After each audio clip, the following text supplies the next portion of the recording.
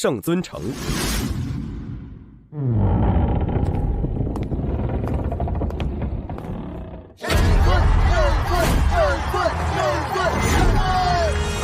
持续了500年的战斗，牺牲了多少生死兄弟，终于在我这里结束了。我生，今天再无善论。对外太勇。楼顶至尊宝座。 500年前，天地一品，突然间众生皆具神力，随之而来的是人们被压抑在心底的欲望野心的爆发。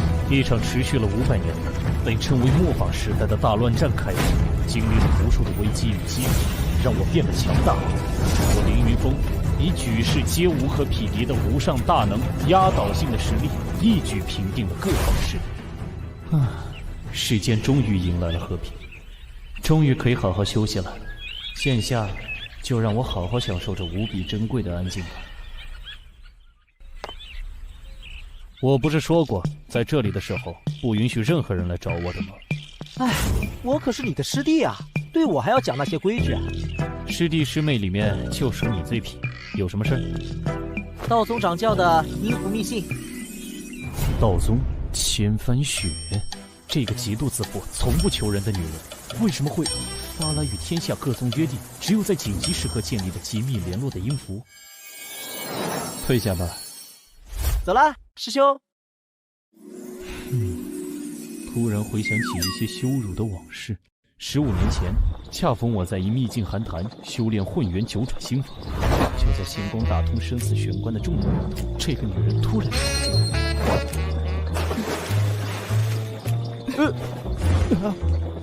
你是何人？让我冲关！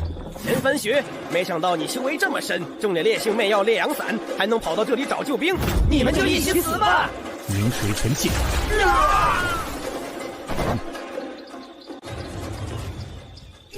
糟了，气流旁脉，走火入魔了。灵气凝神，道气归元，元气正落。他想干嘛？糟了！ 现在不能动，一动就前功尽弃了。哎，你还待着干嘛？情况紧急，借你解个毒。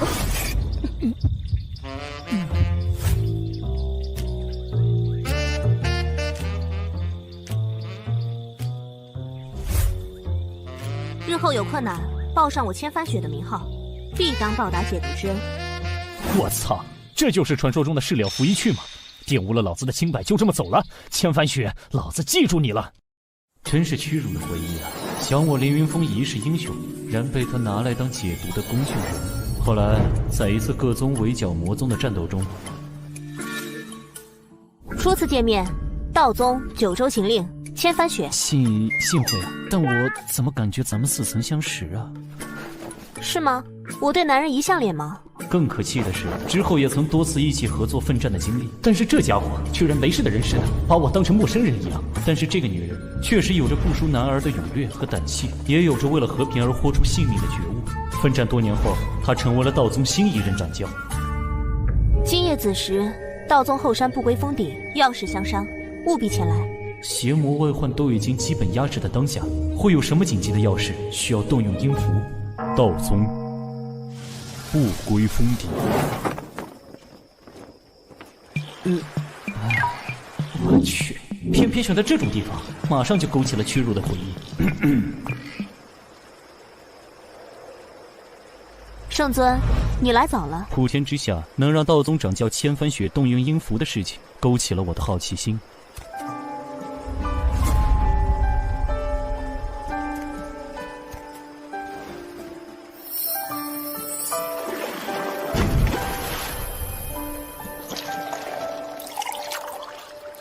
这是500年前的明茶大红袍，品品。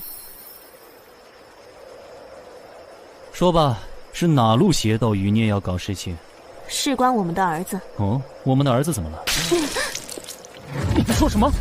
儿子？我们的？你先冷静冷静。你开什么玩笑？我和你除了一起打过几次仗，一没交情，二没感情，哪来的儿子？除了……没错，就是我借你解毒那次。好啊，你终于承认了。后面一起作战那几次，你还装作没事人一样，弄得我还经常以为自己走火入魔，出现幻觉了。就是我借你解毒那次。好啊，你终于承认了。后面一起作战那几次，你还装作没事人一样，弄得我还经常以为自己走火入魔，出现幻觉了。圣尊，请你冷静，这不是你的错。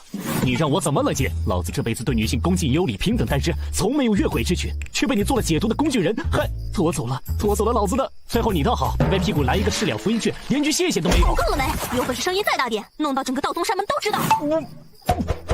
你紧张什么？至始至终，又不是你做错事。对啊，又不是我做错事，我紧张什么？倒是你。没错，是我。所以这些年来，我也从来没想过要谁来负责。这次……等等，怎么了？我要先冷静冷静。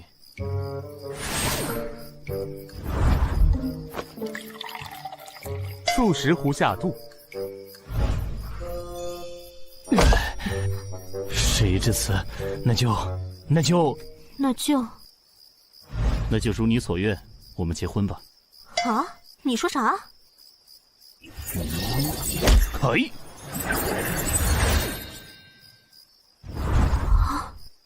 虽然你我没有什么感情，但是既然孩子都有了，结婚吧，日子你定。你搞错了，我可没有打算和你结婚。喂，你在逗我玩吗？那你这么突然的找我过来，告诉我们有个儿子干嘛？因为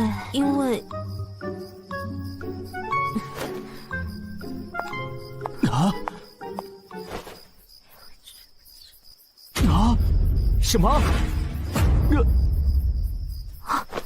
我先回去想想法子，过几天给你答复。等等，怎么了？我突然跟你说有你的儿子，你就没想过我是骗你的？说心里话，你我初识之事，让我对你没什么好印象，自我中心，不懂礼貌，粗鲁。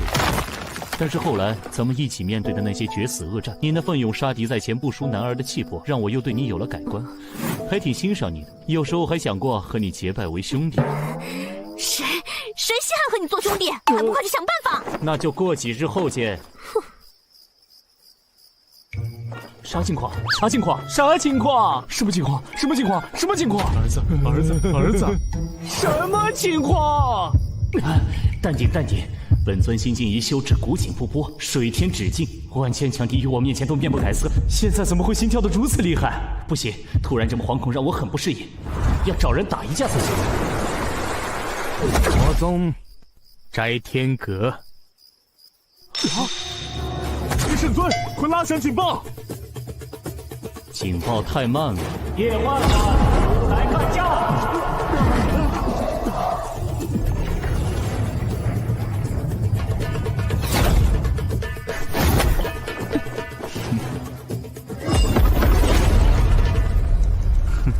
不错，有进步了。虎天之下能撼动我2成功力的护体金光的，除你之外也没几个了。凡尔赛的混蛋，怎么突然想过来虐人家了？心烦，想干架？来呀！咱们不是已经从良了吗？为什么圣尊还要过来？难道还有人偷偷搞事情，被圣尊发现了？冲突难道有大突破了？可圣尊打得有来有回的，不赖啊！嘿，蠢货，你个新来的，没见过圣尊当年一招杀灭魔教10大魁首的那份惊天神威？这样打法是什么意思？是那无聊在和宗主调情吗？现在他都没用力，气到圣尊别发火，把这边死的渣都不剩吧！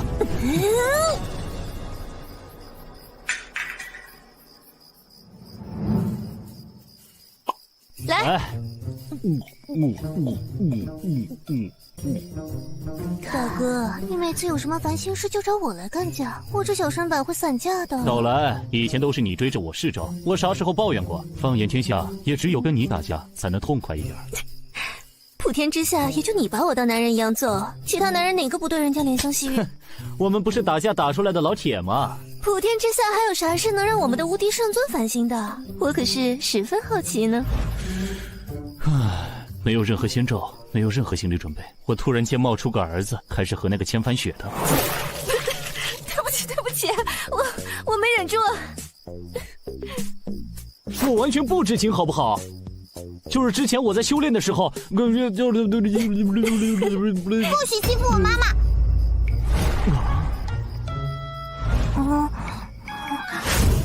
怪坏蛋，离我妈妈远点儿！打死你！打死你！妈妈，打死你！嗯哼，啥时候有孩子了也不和我说一声，我给你包个红包啊！娃很可爱呀，这么爱护妈妈，在这个六亲不认、冷血无情的摘天阁里，真是难能可贵啊！是吗？先刺，这么爱护妈妈，在这个六亲不认、冷血无情的摘天阁里，真是难能可贵啊！是吗？先刺，这可不是小朋友玩的东西。放开我，坏蛋！坏蛋！谁让你欺负我妈妈的？这东西可是一个不小心就会摆伤自己的呀！啊！喂，你！哦，真是个顽皮的孩子，你可知道本村百毒不侵？好苦，好涩啊！这是什么玩意儿？这是他从五毒老那里搜刮来的无味丸，毒性不大，却无比难吃。别人看不上的东西，他却玩得挺溜。好涩，好苦，好涩，好苦，好涩！叔叔生气了，这可不是小孩子该干的事情。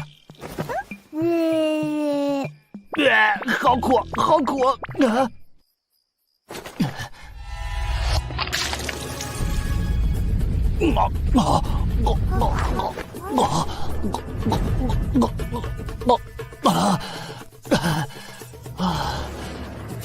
他老子是谁？我要好好教训教训他！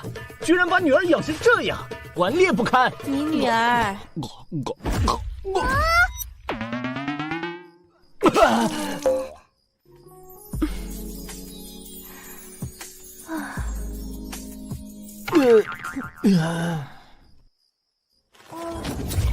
妈妈，晚点和你解释啊。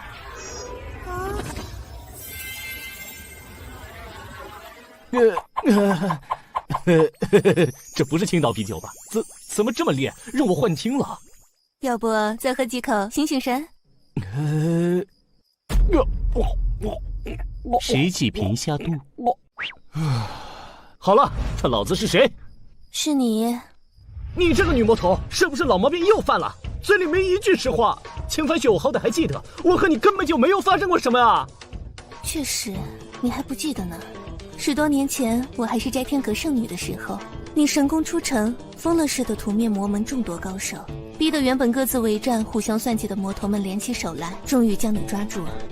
我记得，这些卑鄙小人所有阴招都用上了，一浪接一浪的暗算、下毒、围攻、车轮战、克制战、消耗战、袭扰战、速成型属性克制人偶，让我防不胜防。把你抓住之后，两方势力又恢复到了分庭抗礼的状态，甚至还隐隐有压倒你们的势头。从今以后，神挡杀神，佛挡灭佛，那些阴险狡诈的家伙们野心更大了，想要雄霸天下，就开始了一场大内斗。居然还有这一出！那时候我都被你们关在无间狱里，差点命都没了。你呀，真是气运之子，也算你命不该绝。普天之下，也就你敢对我这么放肆。谁让人家是女魔头呢？说重点，少来这套。你也知道，我当时修炼的是明月素女心法。我知道，你们这魔门独有的独特功法，能兼收他人万法于己身，比几百年前小说里的北冥神功还要厉害。你派英子出了不少绝世的大魔头，不过也因为能化归万法，助他人法力倍增，被称为万能大武功。然后就遭到所有人的觊觎，导致你派始终人丁稀薄。对啊，所以当年的吴老魔把你擒下之后，心态飘了，联手阴谋设计我，妄图平分我这一身法力，继而一举瓜分整个华夏神州。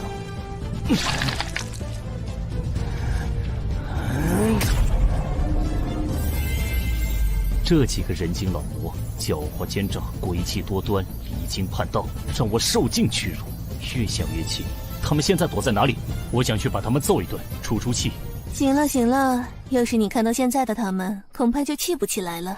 哦，他们都在干什么？千手魔佛被你一招废了修为，闭关10日。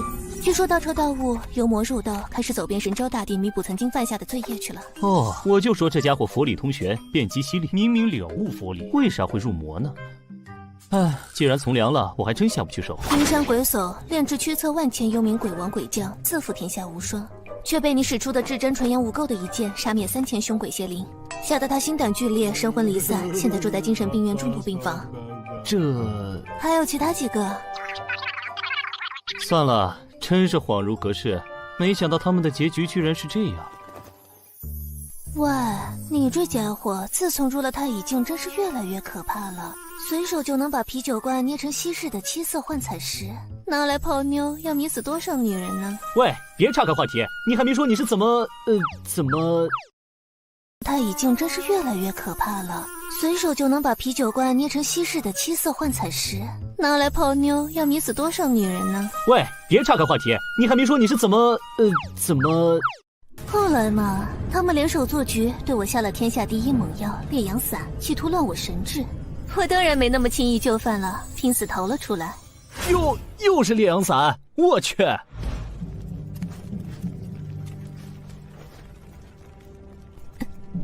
身中奇毒，我自知逃得一时，逃不了一世，于是就突然考虑起，如果自己这一生修为注定要被夺走，那就得由自己决定。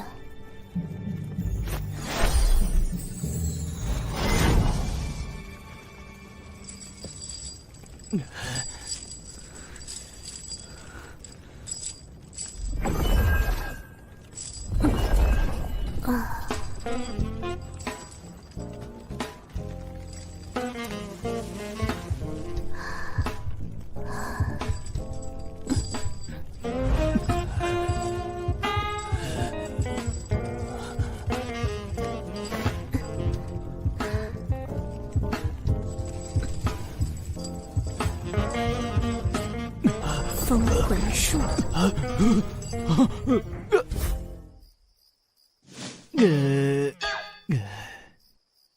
你我正邪两道，水火不容。为什么选我？当然是因为你帅啊！放屁！要说帅气，千手那家伙可是号称帅绝正邪二道，虽然修佛入魔，要说一身痞帅的妖孽气质，男女通杀。所以呢？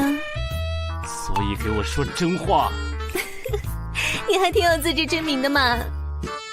其实人家也是深思熟虑的啦。从结果看，正因为我的选择，才有了现在的我，魔宗至尊，还能与你一同饮酒闲扯。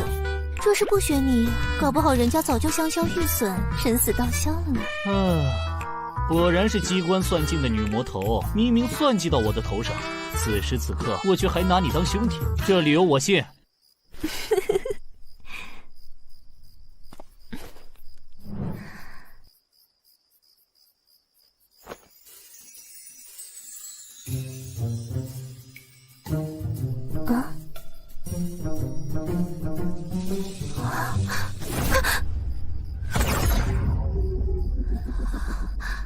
那么我们结婚吧。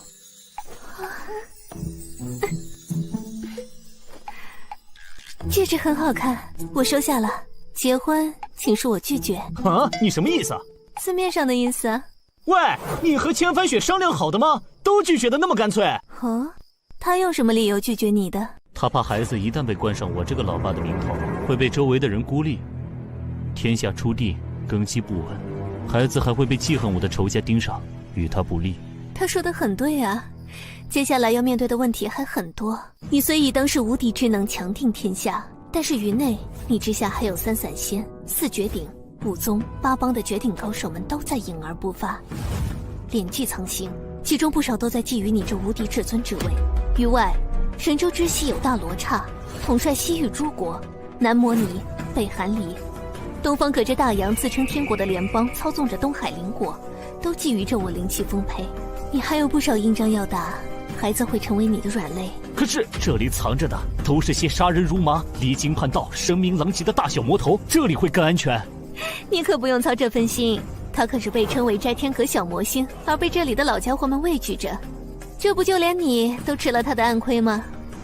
小小年纪就这么狡猾，你就不担心他的未来？我也曾是祸乱天下的魔女呢，你怎么不担心我？我这……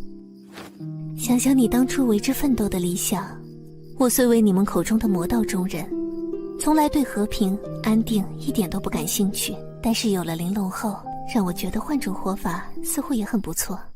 唉，突然间和2个最不可能的人有了孩子，我的心脏有点吃不消。那你最好让自己尽快适应。啊？为啥？因为胡可欣那只勾人的狐狸也给你生了个女儿呀。啊！你说什么？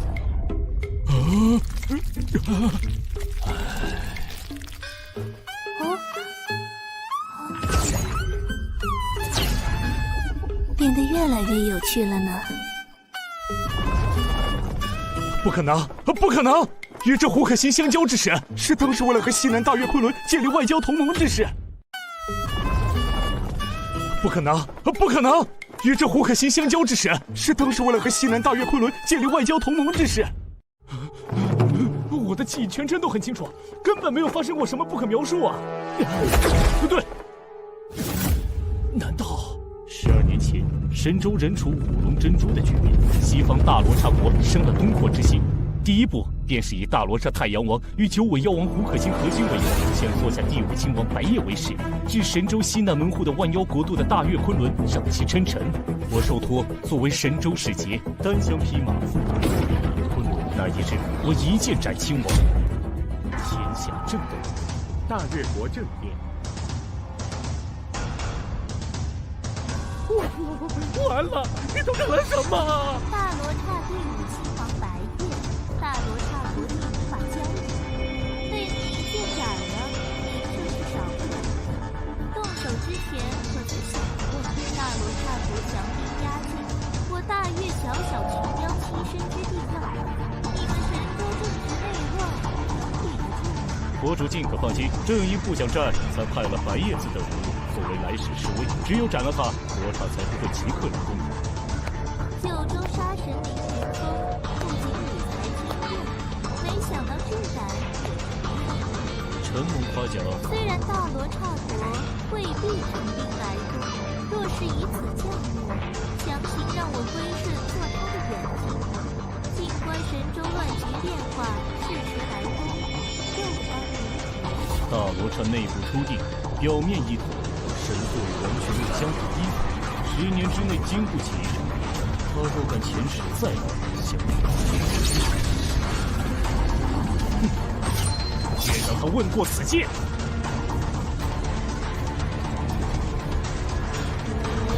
先生如此，可也想隐喻其人，和这大罗刹国有无情？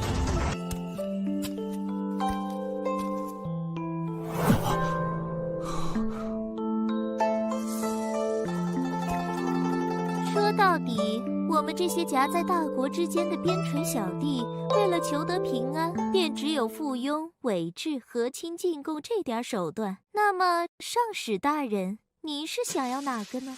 还是都要呢？朋友，朋友，无分大小，和平共处，危难互助，平等之交。你笑什么？等等，这话太刺激，我有点反应不过来，让我消化一下。片刻之后，那么就在这剑还能立于此地之前，请多指教了。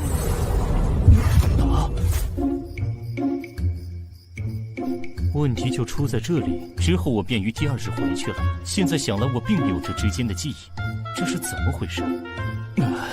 苦思冥想，猜测推理不是我的长处，还是干我最擅长的事情。几10年生死搏杀，面对各种阴谋诡诈，本尊另辟蹊径，练就了一身霸威之势。没错，让胡可欣这只狡猾的狐狸从实招来。尊上饶命，我全部都招。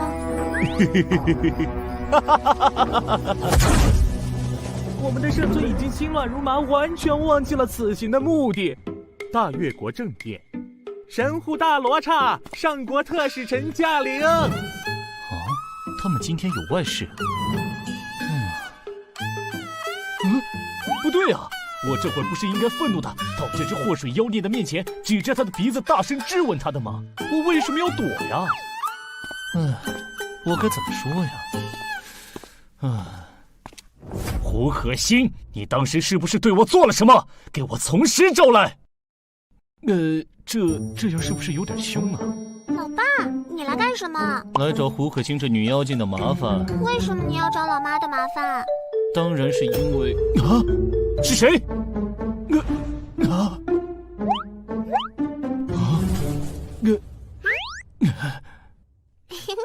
是我呀，老爸。哦，原来如此。你说什么？外敌入侵，在侧进！糟了！最糟糕的出场方式，不能再友邦大动干戈。乾坤倒转！乾坤倒转，凌云峰入太乙上清境后修成的10大旷世绝学之一，能够将整个时空回溯至30秒之前的状态。曾经让无数强大的敌手尝尽败绩的绝学，现在居然被他用在这种地方。30秒前，是我呀，老爸。能够将整个时空回溯至30秒之前的状态，曾经让无数强大的敌手尝尽败绩的绝学，现在居然被他用在这种地方。30秒前，是我呀，老爸。哦，还好有这招。小朋友，老爸可不能乱教。你家长是谁啊？怎么在这个大月皇庭里乱跑？很危险的哦。我老妈就是刚才你说的那个女妖精，老爸就是你啊。是吗？是吗？原来是我呀！外敌入侵，在侧进！糟了，最糟糕的出场方式，不能再友邦大动干戈。乾坤二转！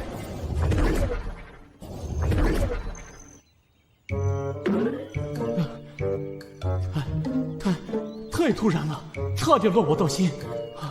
我从未有过和小孩子战斗的经历，该怎么办？那个，你娘真的这么跟你说的？府上大人，你终于来看我啦！整整12年了，从小到大，我都在大殿顶上盼星星盼月亮的等您过来呢。昨天我还看到一颗流星，许了愿望，希望府上大人像一个大英雄一样从天而降，前来拯救我们。没想到愿望成真了。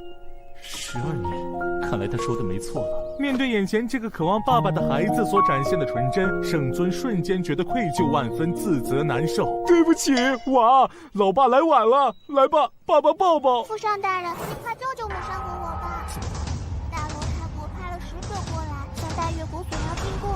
昨日突然又发文书要和母上联姻，要我嫁给他的第2皇子。联姻？这罗刹的老家伙贼心不死，年年都惦记着这事。趁着我神州出地500回改心之际，又偷偷来搞事情，对那狡猾的母狐狸贼心不死，还惦记上我闺女。干嘛？替你们出头，教训教训这帮贼心不死的罗刹兵权。真的吗？府上大人，您真可靠啊！为什么被这孩子一夸，嘴角就忍不住的咧了起来？抓紧喽！大越国大殿，尊敬的大越国女王，1天时间已过，我大罗刹国圣王第2皇子与大越国公主的得亲请求，您安排好了吗？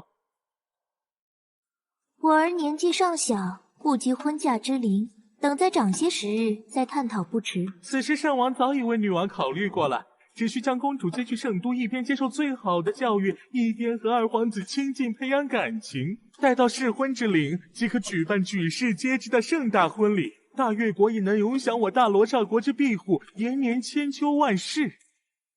本王仅有一个女儿，若是离了太远，心下不舍。无妨，圣王思虑周到，若是不舍，已经将老师送了过来，先行照顾培养公主。我大越国虽是边陲小国，也不乏博学广识之士，不劳费心了。是吗？贵国可有人能比得上圣王费心为公主安排的名师吗？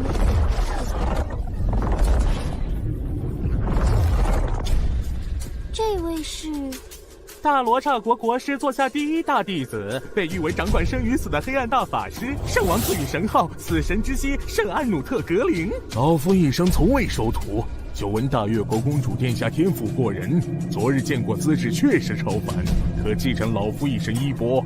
我国如此诚恳，女王陛下不会拒绝圣王的一番好意吧？拜师事大，容我想想。不用想了，他已经有老师了。什么人？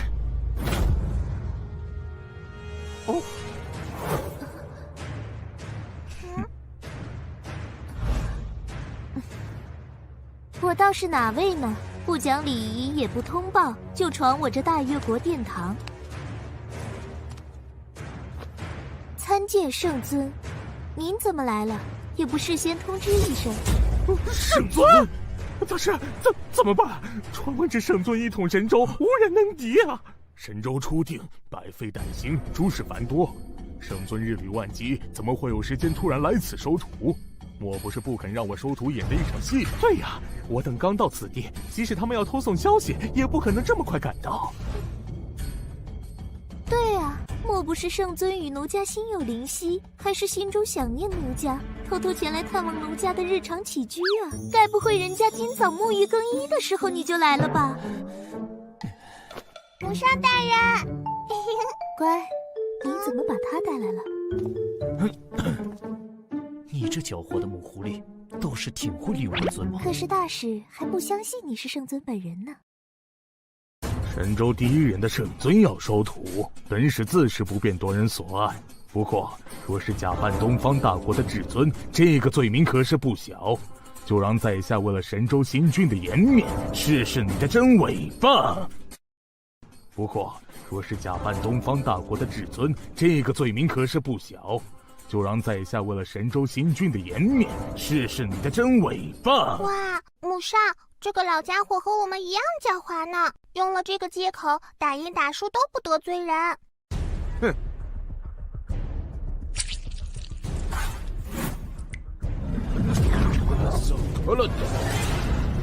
这是降神术，召唤世界法则的神明。世间能得到神明认可、授予法则之力的大贤者屈指可数，而掌管生死之力的死神，也是众神中令人畏惧的存在。凡间一切攻击无效，收割一切生灵。没有那么玄乎，还请这位圣尊赐教了。感觉好冷，这是怎么了？感觉好些了吗？不冷啦。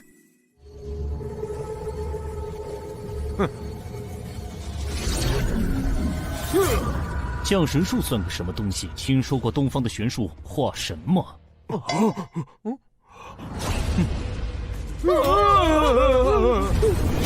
无斗冥王尊者化身现世神，我即是神灵。这不可能！神威！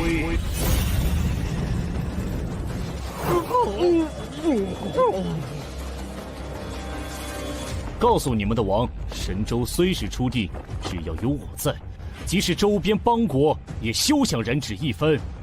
是，滚吧，回去打听打听12年前你们的白夜亲王是怎么残废的。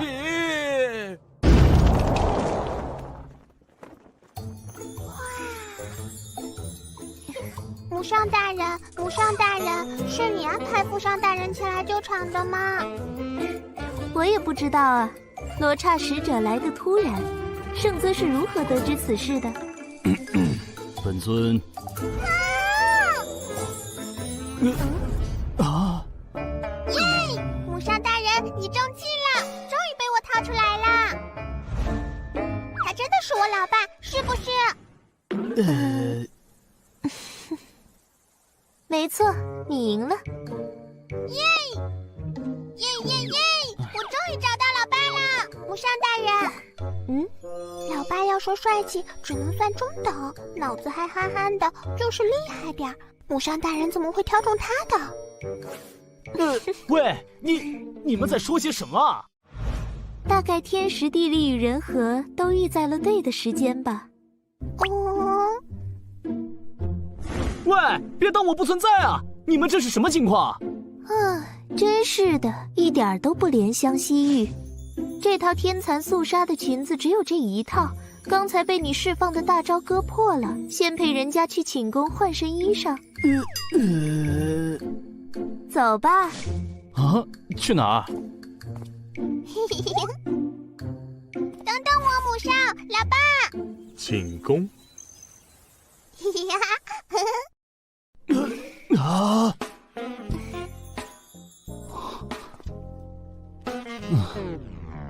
你咋不看呢？母上大人不好看吗？小小年纪想什么呢？这叫尊重。外面的雄性哪个不直勾勾的盯着母上看？那代表母上大人有魅力呀。你老娘平时都怎么教你的？我用自己的一切魅力征服对手，以柔克刚呀，欲拒还迎呀，大棒加萝卜。怎么样，这小家伙很机灵吧？哪有你这么教孩子的？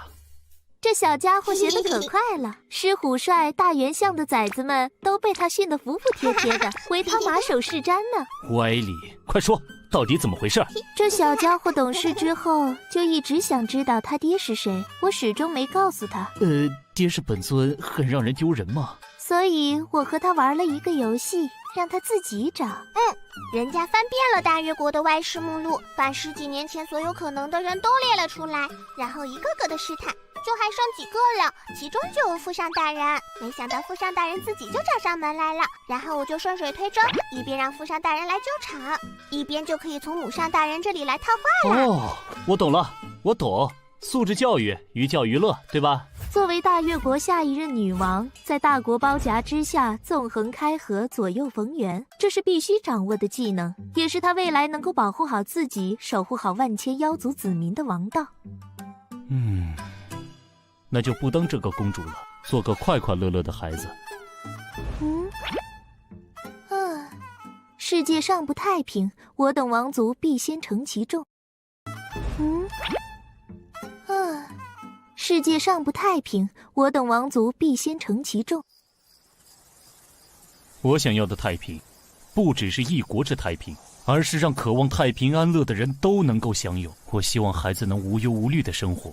真的吗？人家可讨厌当什么公主了，要学那么多礼仪，背那么多周边国家关系的情报，吃到好吃的东西还不能吧唧嘴。12年前你说这话的时候，人家当成了一个愣头青讲的笑话。现在我很期待实现的那一天。不对，说了半天，你还没告诉我，你到底对我做了什么？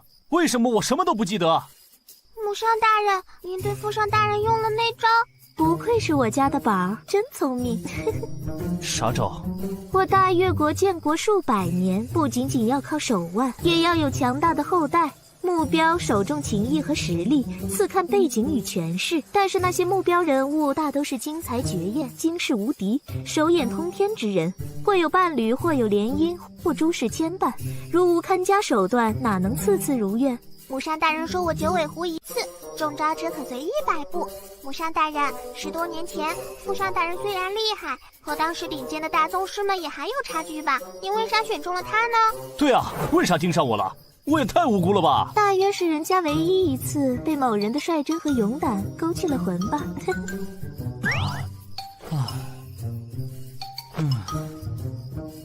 你们这些女人实在是太危险了！这些难道除了我和叶焕焕还有别人？快说来听听。人家也想听父上大人的故事。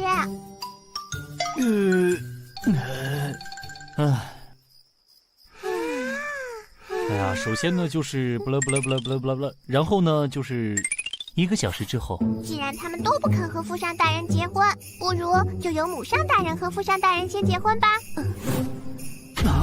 这个不行。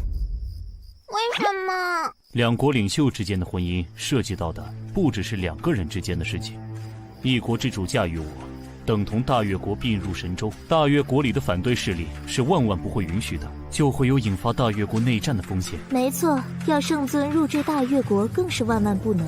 神州刚定，圣尊就是定海神针，我们都是身不由己。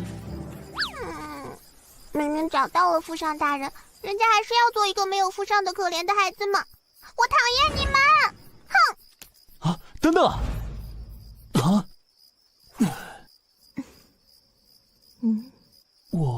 这就是生在帝王家所必须承受的。他是这样，我也是这样，我的母上也是这样。我比较幸运的是，我以自己的意志选择了这孩子的父上。你去哪里？唯有孩子，父母不可辜负。我会想法子的。走之前先陪陪他吧。知道你是他的父上，其实他很开心。啊？你怎么知道？我们狐狸啊，一开心起来，尾巴就会不自觉地摆动起来，比嘴巴诚实多了呢。那你岂不是也很开心啊？此时此刻确有些许。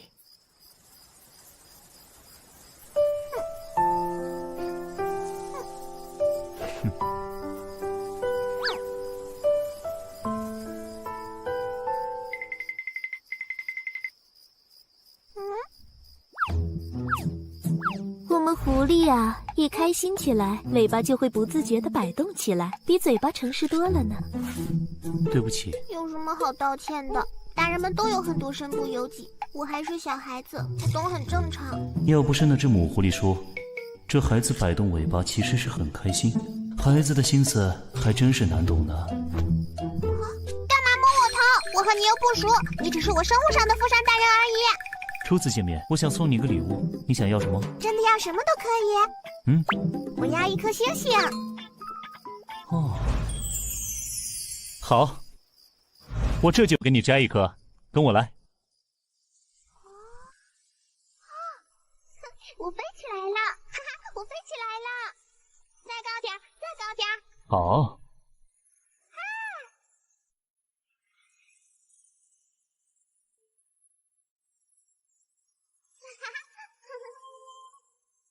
第一次这么近看星星和月亮。看仔细了，我要摘星星了。口能吞日月，手可摘星辰，一星反斗。星来。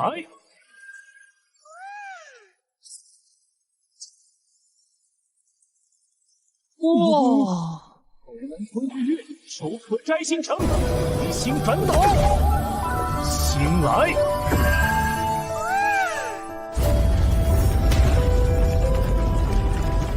哇！完了，星星陨落了。圣尊还是那个圣尊，总喜欢搞点大动静。要撞过来了，救命！莫怕，看我的！那须命运借此。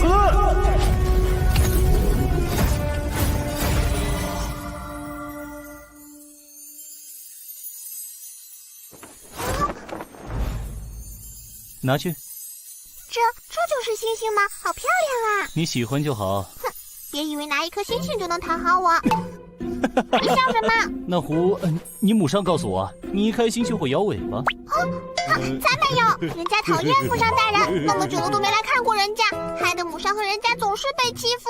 对不起，以后若有人再敢来找你们麻烦，对着这颗星星呼唤我，哪怕万里之外，我也会立刻赶来。真的？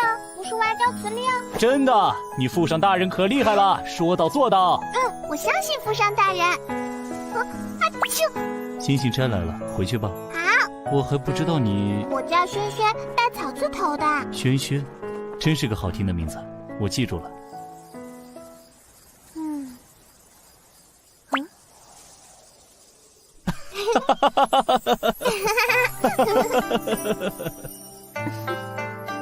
晚了，你们早些休息。国内还有要事要做，我先走了。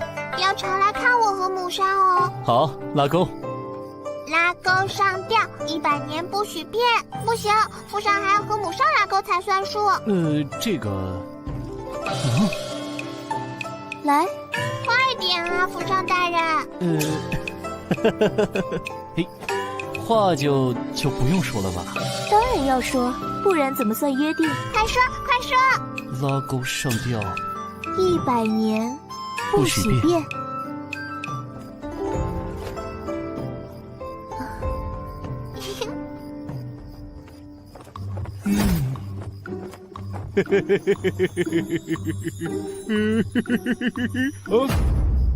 我去，本尊这是怎么了？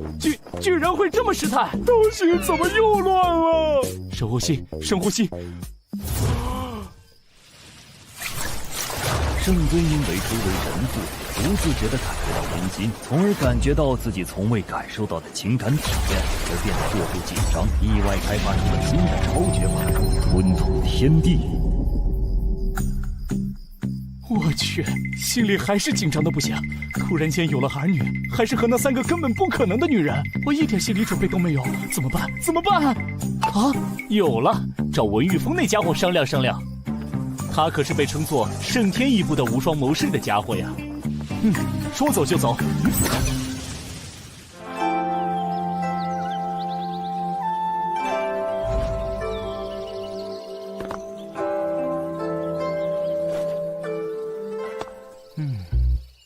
该怎么和这家伙说呢？啊？平时来不都是推门进来的吗？这次是怎么了？嘿嘿嘿嘿。哦。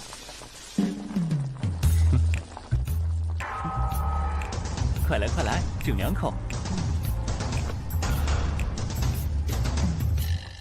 脑松罗接管烧火锅，普天之下只有你干得出来。为了神州一统，我已算计，此刻重回人算之境，此盘于我之用，无非烤烤火，闻闻酒，自娱自乐。自古谋士都是为了自己的理想，纵横开河，逆天砍命，多谋善断。但是这家伙将谋的境界从人谋上升到穷理天算的地步，大典算术，算尽天下，人算谋阴，神算谋阳。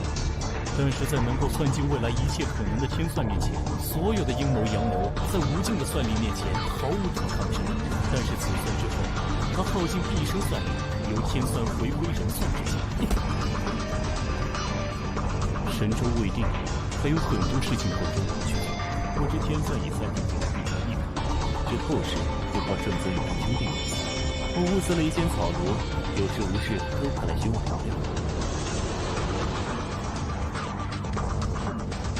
找我何事？这个，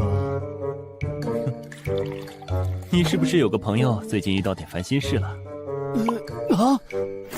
对对对，没错。他连一次恋爱都没谈过，却突然有了孩子。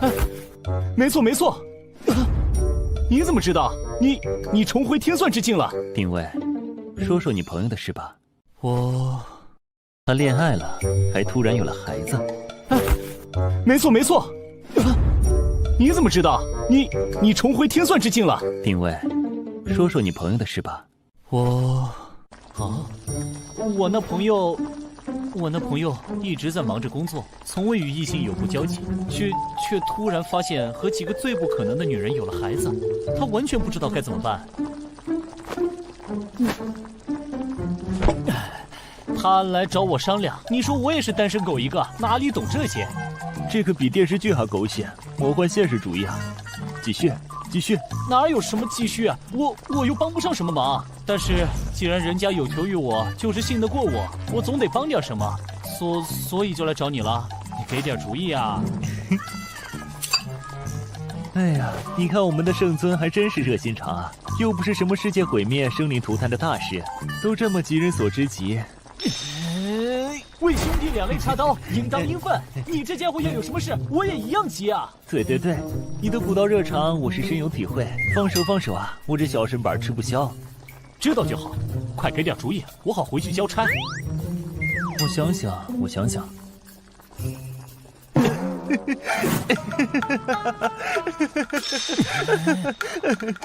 不行了，我装不下去了。喂，你在耍什么活宝啊？知不知道你现在很欠揍啊？喂，你知道15年前我使了那此生唯一一次的大眼天算吧？怎么突然提这茬？我曾经告诉过你们，大眼天算是算尽一切可能性的天算神术，一切人谋尽在天算之内。其实只有体验者才知道其中的秘密。脑子里出现的并不是什么9宫、4盘、64卦、天干地支那样的算术、符号和文字，那是一幕幕真实的画面，从起点开始看到一切的可能性，失败的、接近失败的，各种成功的可能性。各种？是啊，各种。也有我一统天下，而你在5年前为了救我化作白骨的结局，也有被牵手一统魔道，继而以力道涂炭生灵之后，神州尽归一人的结局。这么神奇？那现在这……你的奇遇，你和千帆雪、叶焕焕、胡可欣的事情，是从算术刚开始之后，我选择了某条未来起点的结果。这么牛的吗？所以你全都知道了？不仅知道，可能比你还要清楚哦。那你怎么不早告诉我，让我现在这么难堪？轻点轻点，不知小身板吃不消啊！怎么感觉你才是这个世界上最厉害的人？所有的一切都逃不过你的五指山，并不是你想的那样。真正厉害的是你啊！我只是做了选择，其他的一切都是你自己的人生，你的感悟，你坚定的理念才得到的这个结果。那你为什么不选择你来一统天下？以你的才华，搞不好这个世界会变得更好。因为那个结局里，无论怎么算，都没有我们今日煮酒吃火锅，谈人生的美事啊！来，唉，既然你什么都知道了，那么接下来我该怎么办？你也一定都清楚了，快告诉我吧。若是能算进古往今来，恐怕我的脑袋早就爆了。我的算力仅在此刻为止。即使算不到，凭你的聪明才智，也可以帮我出主意吧。若是行军打仗、布阵行谋，我还能帮上一点忙。问题是我和你一样，光顾着打仗，都没时间谈恋爱，更不要说孩子了。唉，从前我们遇到的每一场危险的战争，咱们是怎么做？当然是迎难而上，攻坚克难。没错。果然把你现在处境当作是有一场危险的战斗。战斗？可是这不一样。没什么不一样的，咱们的圣尊怕过什么事情？既来之则安之，上吧。则安之吗？说真的，你还真让人羡慕呢。千帆雪、叶欢欢、胡可欣这些特立独行、容颜绝世的美人，都和你有了孩子，人生不是开始变得很有趣吗？做好了心理准备，你才可以坦然地面对更多的惊喜呢。加油吧，我的好兄弟！既来之则安之，既来之则安之。没错，本尊血雨腥风里一路走来，难道还会怕这种事？不愧是谋天文御风啊！这下我冷静下来了。那么就像以前那样，既然面临了这样的战斗，接下来我该怎么办？怎么办？烈阳伞，没错，烈阳伞，这才是祸害的源头。首先必须消灭这个祸害人的东西，避免悲剧再次发生才是第一要务。然后和千帆雪商量处理儿子的困境，再接着和叶欢欢商量女儿的教育和未来。抽时间再去看望轩轩，完美！不愧是本尊。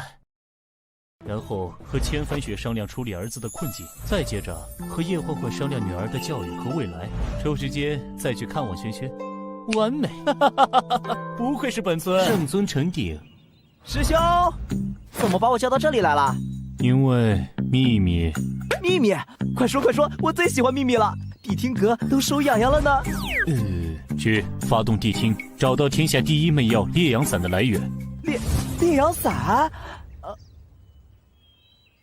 师兄，你啥时候对这个东西感兴趣了？你该不会是要……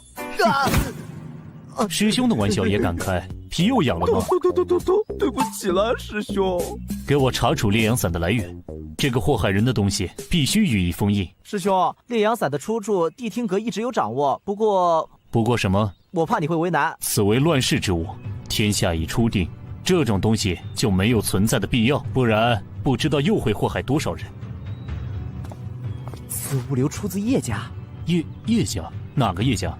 还有哪个叶家？师兄，你的老熟人，你的救命恩人，收留之恩，一饭之恩的那位，被称为天下第一商圣的叶听雨，掌舵的天下第一商帮的那个叶家。叶听雨？不可能！以他的性格，怎么可能干这种事？谛听阁的情报绝不是空穴来风，而是经过再三确认的。那么，师兄想怎么处理？退下吧，我再做安排。叶听雨，天下第一商帮的当家人，又是一个老熟人，看来还是得我亲自去一趟清理。于公于私，以我和他的关系，能悄悄地解决此事，方为上策。九州商贸中心金陵城。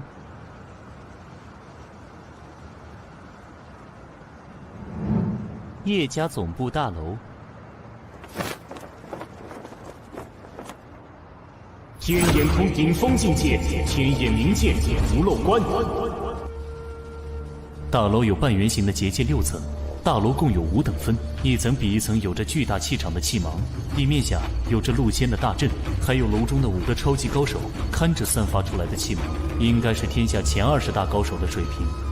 维持这些结界所需要的物资，就算是日费千金也不为过。前20大高手，每个都是万金难求之人，不愧是天下第1大商帮的手笔。叶听雨这家伙软硬不吃，油盐不进。此行是我私人目的，若是用圣尊正式的身份来此提出干涉牵连甚广的地下产业不合适，传出去必会贻笑大方。我又欠了他天大的人情，也不能像在大越国那样以力道压服罗刹特使。还是悄悄进去，低调的处理比较好。他总不会不卖我这个面子。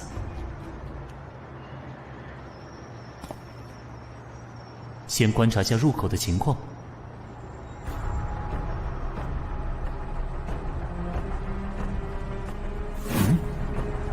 员工卡吗？通过。这是最新的身份识别技术吧？将人的身体基因层面的信息封入在卡片上，通过天眼进行核验。即使是最高超的易容术，只能改变容貌甚至骨骼，但是绝对无法复制目标的基因信息，几乎完美的识别体系。不过放眼天下，能够混进去的人屈指可数，本尊也是例外之一。想当年潜伏刺探的事也没少干呢，有些寄养了呢。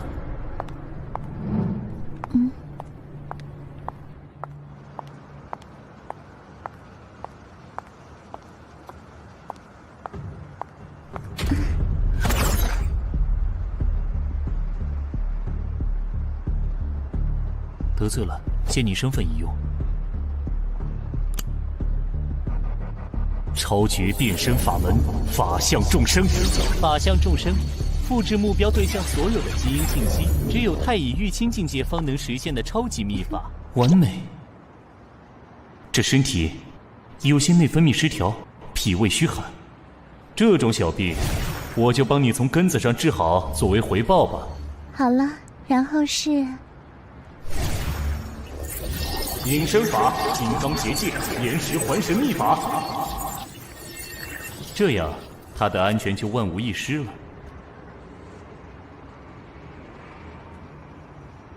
请出示识别卡。天眼通，和光同尘。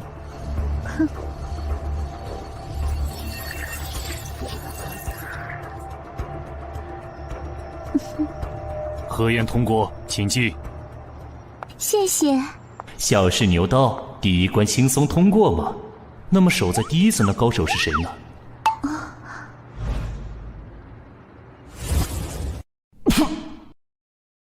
谢谢。小试牛刀，第1关轻松通过吗？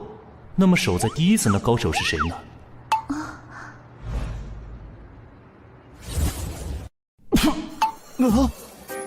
我去，这不是不可不戒色吗？修炼不坏金针罗汉法门，走火入魔，无法控制自己的情欲，被世人所唾弃。明明只是个单纯的傻和尚，却收获一身独步天下的魔佛双修的金刚冥王罡气，不动如山，被动触发，万法不侵，万力不破。就连本尊也只能制服他，却没法消灭他，最后打成了好兄弟。我说怎么有段时间没看到他了，居然在这里看大门。叶听雨到底用了什么手段？这家伙神经大条，应该能轻松通过。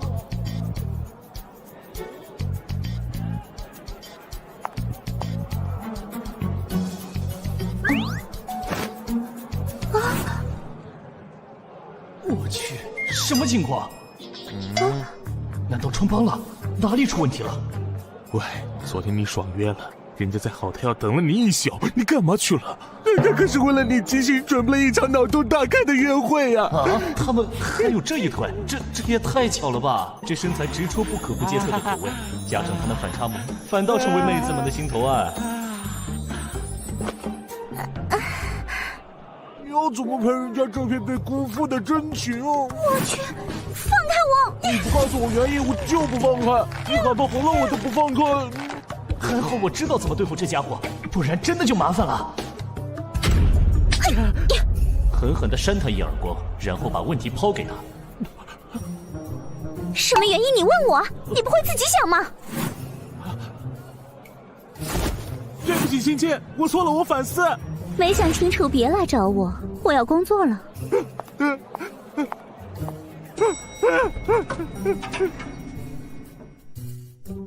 哦，好险啊！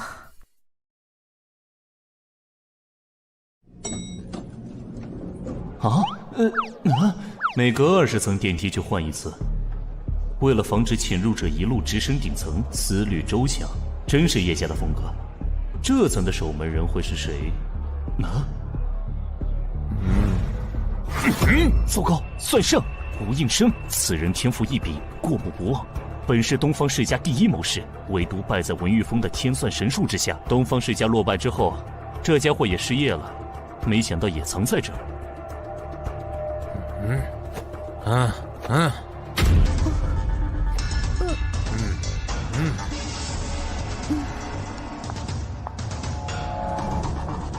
你是谁？周敏慧。我问的是你的真实身份。吴先生，您在开什么玩笑啊？我只是上去办公啊。这栋大楼上至董事长、总经理，下至扫地阿姨、清洁工，合计2316人。每个人的名字、性别、职位，每天固定的工作任务，我都一清二楚。周明慧是5楼行政部一个新进人员，入职187天。今天的工作任务和20楼以上的业务区没有任何交集。啊，是我的上级今早临时通知的。你上级叫什么名字啊？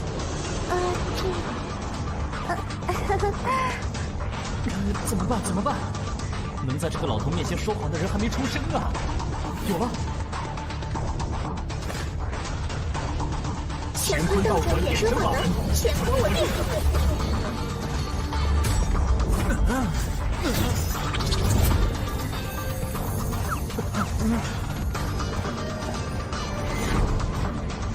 一动不动。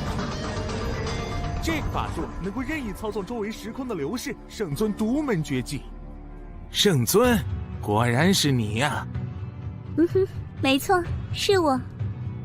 圣尊此番装扮悄悄前来，不走官方渠道，又没有大动干戈，是找叶家主有什么重要的私事相商吧？跟你们这些聪明人打交道就是方便，那么你能行个方便吗？方便。如今在下给叶家打工，求个安身之所。圣尊与叶家家族渊源深厚，私事更是能够加深这种深厚的关系。在下顺水推舟，做个人情也是应当。老狐狸，难道在哪里都混得开？不愧是算圣，待在这里不会大材小用吗？天下初定，要的不是我这种搞阴谋、搞分裂的老东西，要的是建设人才。老夫失业了，得罪了太多人，想要有个安身之所，已是难得。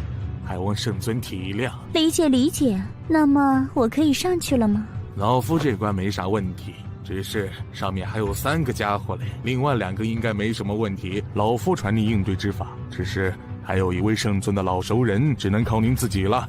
谢谢，此番帮忙，日后相报。上面还有3个家伙嘞，另外2个应该没什么问题。老夫传您应对之法，只是还有一位圣尊的老熟人，只能靠您自己了。谢谢，此番帮忙，日后相报。不客气，还望圣尊罩着。好说。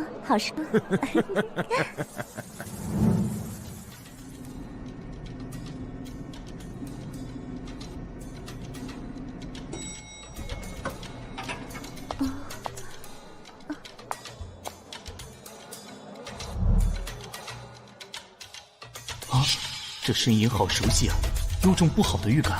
天下无敌的圣尊既然来此，缘何如此鬼鬼祟祟？我去，剑道第一人，剑痴宇文峰。这位大人，您认错人了吧？我只是集团的员工，上来汇报工作的。外表可以改，内在可以变，唯独人之神韵不会变。圣尊乃是我毕生追求的目标，细举一动所展现的气质，在下不可能认错。这里没有其他人吧？除我之外，并无他人，圣尊大可放心。你这最精剑道极境的剑痴，为什么会在这里看门？他们到底给了你什么条件？一个可以名正言顺向圣尊求见的机会。周武练剑啥时候不行？为啥偏偏选在这里？神州初定，能够让圣尊有心对招的机会少之又少。有一个人告诉我来此处等你，机会自会到来。又是文玉峰那家伙的鬼主意吧？我已人中无敌，圣尊则开创了前所未有的更高境界。若是称作半神之境也不为过，让我为之着迷。你这话要是旁人听起来很尴尬呀。还请圣尊接我一剑。哼，来吧。无上剑道，一剑归去。不愧是剑道第一人，这也是剑道极致。只是朴实无华的拔剑4项对手，却在一瞬间行云流水一般完成这一切。换做普通人，还来不及反应就已经死了。但对能够任意操作周围时空流逝的我，却还是没有威胁。本尊也希望未来能够有能跨越臂障来到同一境界的对手。虽然不知道要多久，此招便是我助你开悟的礼物，有着附上无上道印的印证。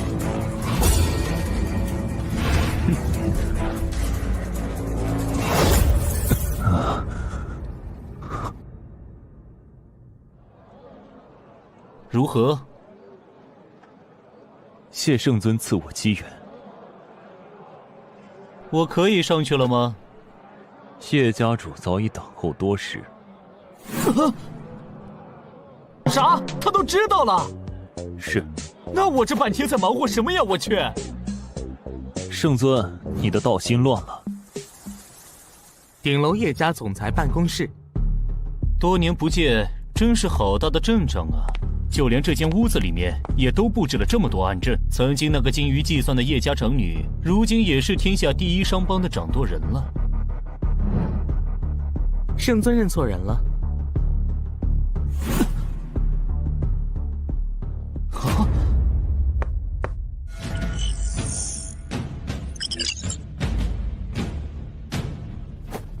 圣尊请坐。你是谁？叶听雨呢？她是我母亲。你就是传说中极少露面叶家新任掌舵人叶听雨的儿子。圣尊此次微服前来，是有何事需要我叶家暗中配合？哦，你怎么知道我此次来的目的？外面那几道结界只是个诱引，四面八方每隔100米都布有黑人通过探子。圣尊刚到此处，我便已知晓。哦，也许我是来兴师问罪的呢。若是圣尊想来兴师问罪，外面那些结界可防不住。所以我便暗中试探，从圣尊上楼开始。不可不戒色，吴老先生都是用来试探圣尊目的。若是圣尊怀着恶意前来，我此刻早已身处万里之外。你也见得到我，果然有其母必有其子啊，心思缜密，也狡猾得很。这是对一个商人最高的夸奖。圣尊此来有何事？但请直说。早就听说叶家新一任当家人年纪轻轻，心思缜密，手段也不输给他的母亲叶听雨。圣尊大人过奖了，都是母亲大人对我的教导。想当年我和你母亲交情不浅，她对我有救命之恩，那时候还没有你呢。不想这么多年，她的孩子都这么大了。圣尊此来若是想叙旧，可以再约时间，我的安排是以分钟计的。分钟？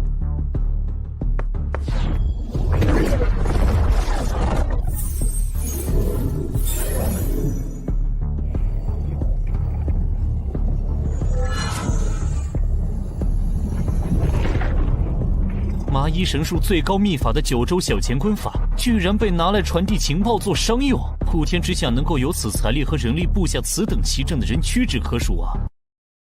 分钟？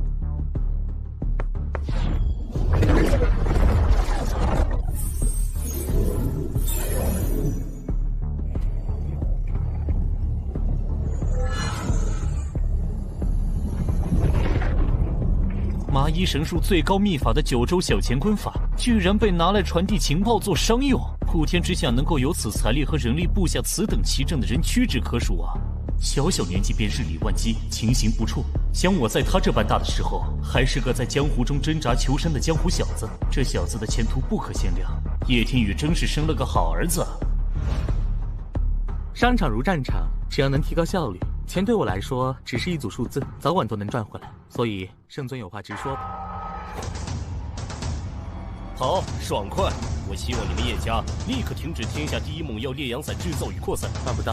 好险，拒绝的这么干脆，哪里把本尊放在眼里？不敢。圣尊若是想进，只需要发布一道圣令，神州之内谁敢不服？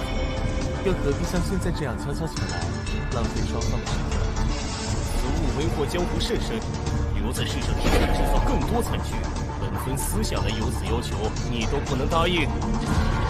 我乃叶家新任当家，若是随便来一个人，随便一个要求，便要我停了场地，叶家岂不是很难通？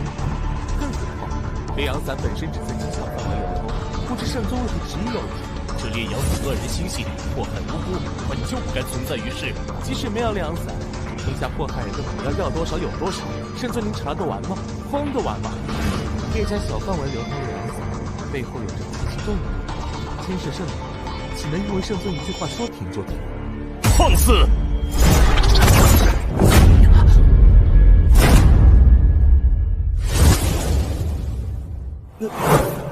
你怎么有点眼熟？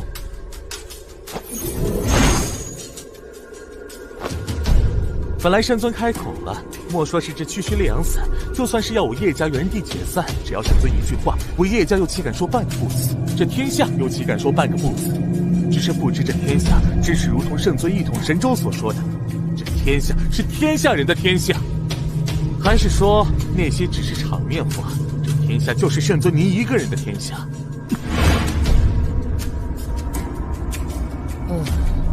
好小子，拿我的话来堵我的嘴。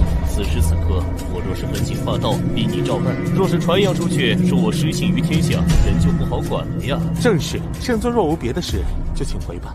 哼，年轻人就是年轻人。虽然我不知道你为何不肯卖本尊这个人情，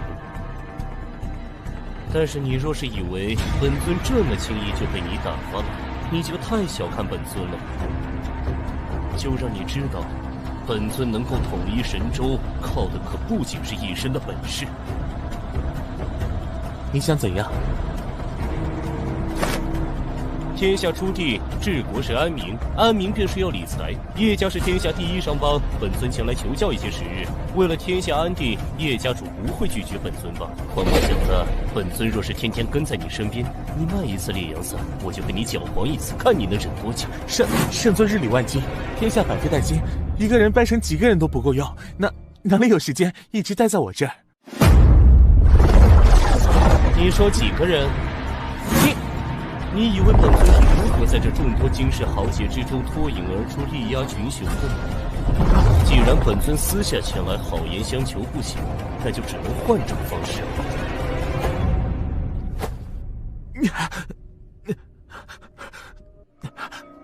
这招元镜法相多费些精神，不能长时间施展，不过维持7、8个月还是没什么问题。儿啊，知道咱们圣尊的厉害吗？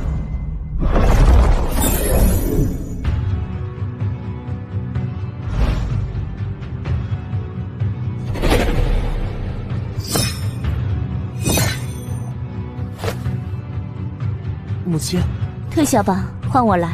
是。真是许久不见了呢，圣尊，一来就给我儿子一个下马威。好久不见，天宇。时隔这么多年，这个女人还是让我心里发毛。圣尊为何如此执着于烈阳伞？只是我一朋友深受烈阳伞之害，还有多少江湖豪杰深受其害。若不是你叶家为了江湖正道，我一定让他关门大吉。圣尊可知这烈阳伞的本名？烈阳伞真正的名字是叫送子观音的一种神药。送子观音？我去，还真是。这本是治疗女性不孕不育的神药，曾经帮助了许多无法生育的人实现了拥有下一代的梦想，也包括我。送子观音？我去，还真是。这本是治疗女性不孕不育的神药，曾经帮助了许多无法生育的人实现了拥有下一代的梦想，也包括我。啊，你？没错，我28之灵，天魁却始终不治。家里遍访名医，诊断我为孤阴之身，这辈子注定孤独终老，无儿无女。最后我找到了药王谷，求得了此药配方。药王谷？药王谷济世救人为宗旨，莲心怎么可能做出这种害人之物？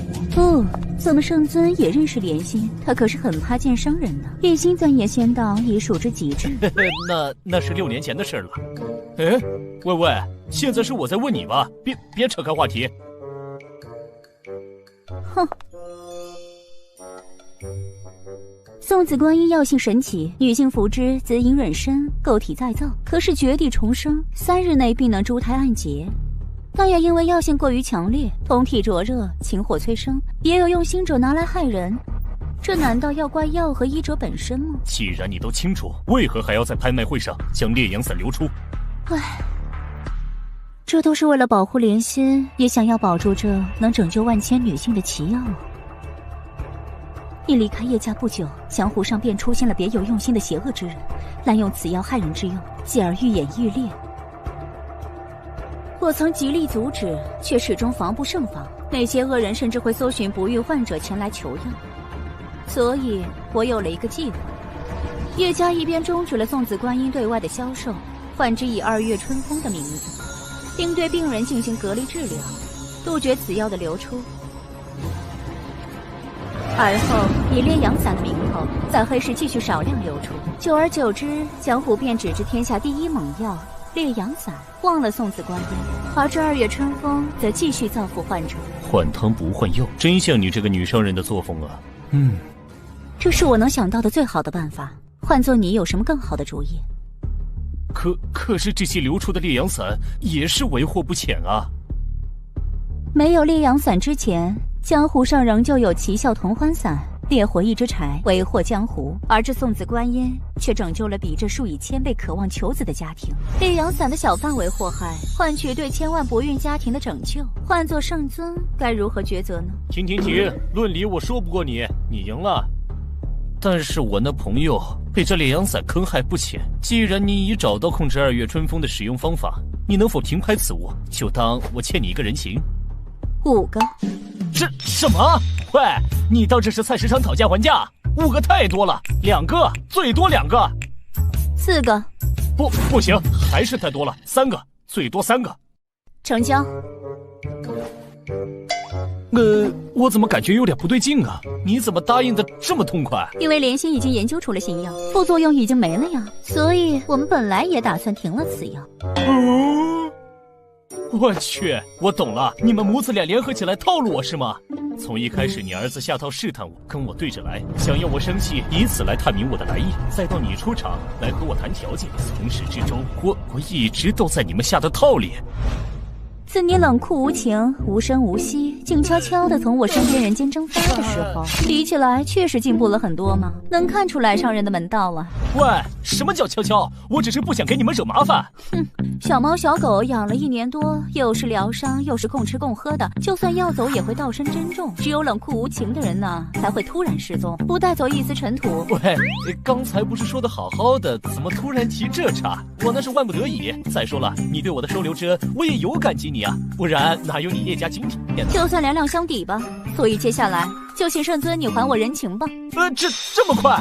你是不是早就算计好了？你这奸商！叶总把我想的唯利是图，这事很紧急，刚好满足条件了，我就只能刻不容缓。少唬我！有什么事能让商场上无往不利的天下第一商人叶听雨都办不到的？就算是我，也有无能为力的时候啊。喂，你怎么了？你突然这样，我们还怎么吵下去啊？其实你可以不要用商人的手段来伪装自己，就算不是交易，咱们相识那么久，你有什么困难，我也愿意尽力来帮你的。救救我们的儿子和女儿吧！我已经没办法了。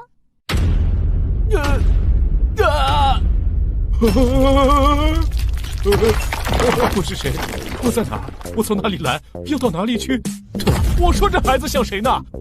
这和我少年时简直是一个模子里刻出来的呀！我们是什么时候有的孩子？我走之前对你恭敬守礼，从没有越轨之举。谁要你恭敬守礼了，笨蛋！我们是什么时候有的孩子？我走之前对你恭敬守礼，从没有越轨之举。谁要你恭敬守礼了，笨蛋！啊！你说啥？一切都是冥冥中的天意。送子观音，合之已久，女子服之功效如前所说，男子服了就会……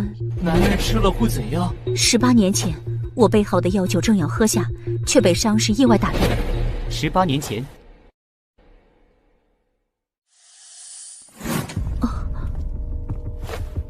什么事？漕运的船只在码头出了问题，老爷喊你去商量。知道了。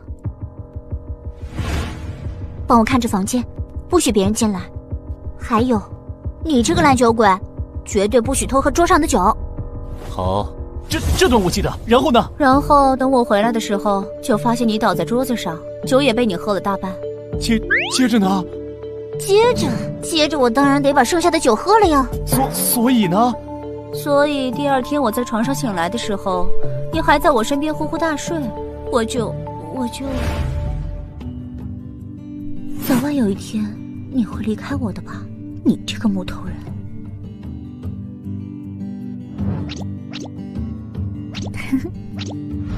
你就什么？我就给你摆回桌前，装作什么都没发生的样子，免得大家尴尬。为啥？我凌云峰是那种不负责任的人吗？当时的你如果知道这事，会永远留在叶家，留在我身边吗？为什么你觉得我不会？你会，不过自我在行商途中捡到你的那一刻，我就知道你的世界不在我身边。当年的你意志消沉，嗜酒如命，我居然会让你帮我看门，那是我唯一一次做了一笔亏血本的买卖呢。不过这次从你这里要来的3个人情，天下无敌的神州至尊的人情，终于让我给赚回来了呢。哼，还是说说孩子的事吧。他们怎么了？儿子虽然有点冷淡，但是和他一样，能在我面前始终保持如此冷静的同龄人，在这个世界上恐怕找不出几个。就是锋芒太盛，不知收敛，会得罪不少人啊！不会是有人要对他不利吧？从一个商人来说，他确实非常的优秀，优秀的远超同龄人，在商场谋略和胆魄上，连我也自愧不如。是啊，我刚才虽然被他摆了一道，但是我挺替你开心的，培养出了这么优秀的儿子。现在不知怎的，我也有点开心。其实他不是我们的儿子。啊，那是谁？那是我们的女儿。啊！小声点，你不是一直都很稳重的吗？这已经把本尊的3观震得稀碎的事情，你让我怎么稳重？到底怎么回事啊？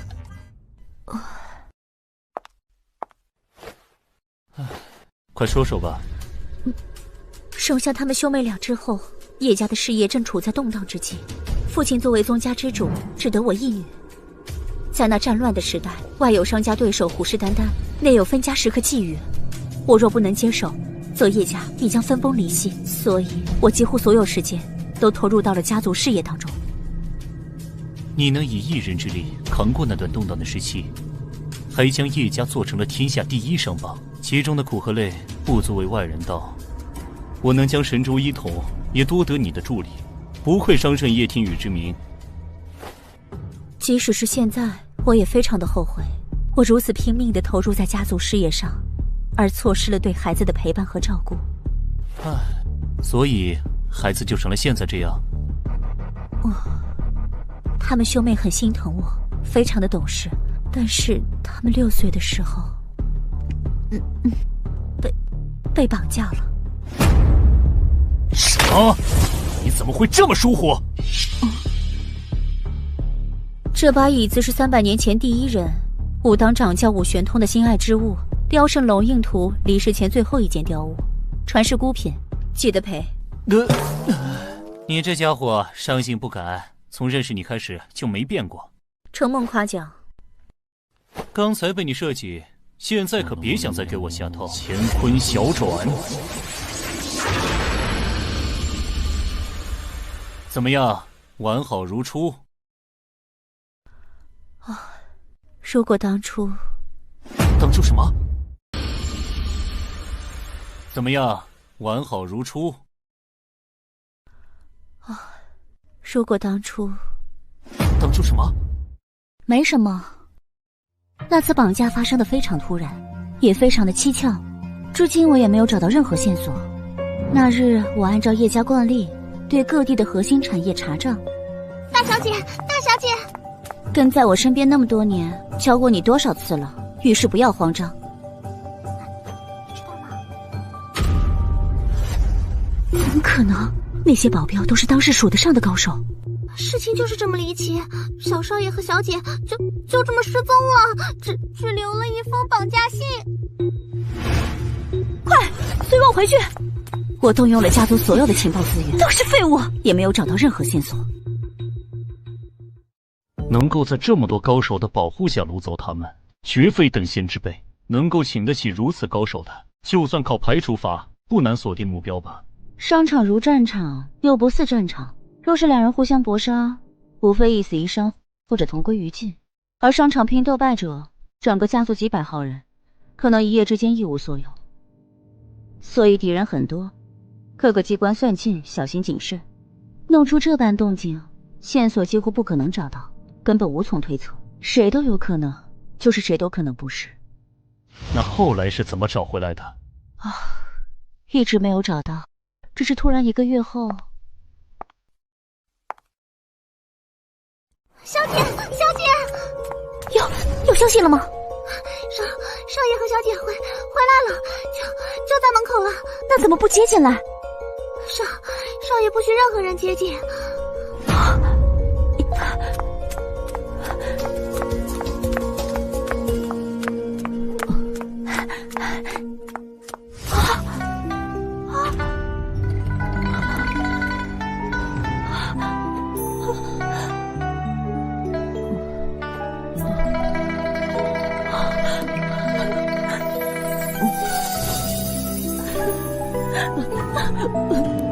那后来呢？他们是怎么？后来他们2个便性情大变，儿子除了我和他的妹妹之外，对所有人都冷酷无情，没有一点怜悯之心。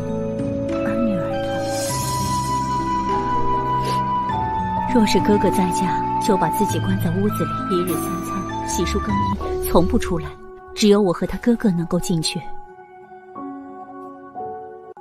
每当哥哥出去办事，他就会变成那样，仿佛自己就是自己的哥哥，帮助哥哥处理着内部的所有事情。那你当时为什么不找我呢？我是一直关注你的情况。孩子们虽然从来没有问过我他们爸爸的事情，但是我知道，在他们的心里，爸爸有着不可替代的位置，只是一直找不到合适的时机。可是那个时候的你，四处征战，云动天下，仇家很多，对你对孩子们来说，只会招来更多的危险，所以我不能找你。从我认识你开始，你就是个爱逞强的人。你想说什么？偶尔依靠一下别人，比如我，也不是什么伤自尊的事吧。我也是靠着无数的生死兄弟的帮助，才有了现在的我。那你有什么办法？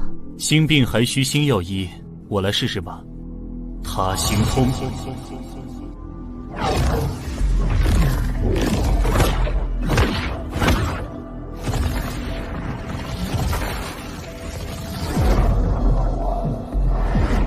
他心通第1层，能够感知目标的所思、所想、所感。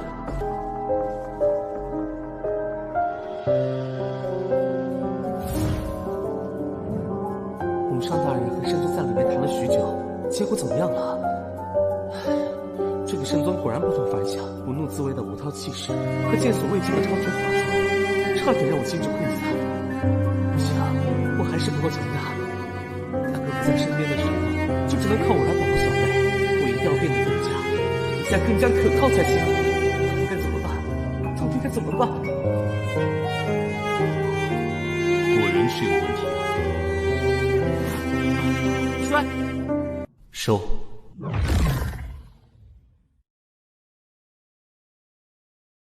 怎么样了？完全就是个独立的人。他把自己当做了保护妹妹的哥哥，而努力的让自己变得更加的成熟，更加的强大。之前也有找过他心通的人，试图了解他内心真实的想法，从而对症下药，但是更加的强大。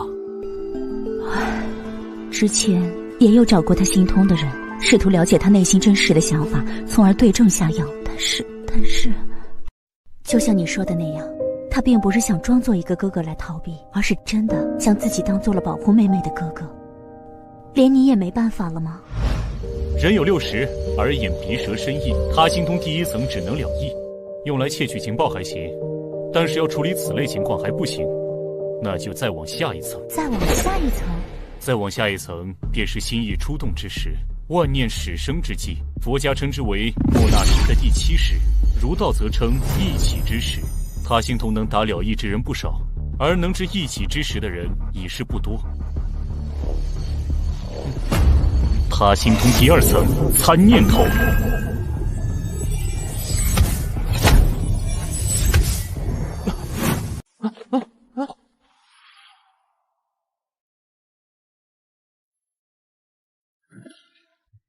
一起之时，弹指间生念400之数，可观意之音。我好弱，我要变强，我要变强！大哥怎么还不回来啊？如果是他，一定不会这样。我要像大哥一样，才能保护小妹。能不能拉拢圣尊？不行，除了母上，大哥还有我，没有人会真心对小妹好。你不能懦弱。哎，全部都是想要保护妹妹的念头。可恶啊！居然让本尊心口一紧，这孩子到底经历了什么？啊！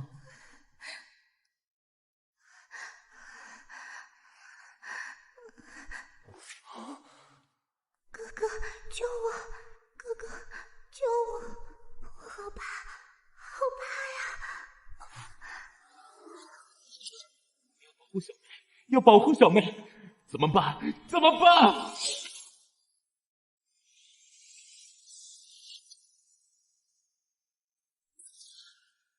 啊！有什么发现？大概是孩子内心强烈的呼唤着想要保护他的人，才形成了现在这个人格，想要能够时刻保护自己。可恶，他们到底经历了什么？这些年我也一直在追查，始终没有线索。儿子和女儿也始终不肯开口，告诉我们到底发生了什么。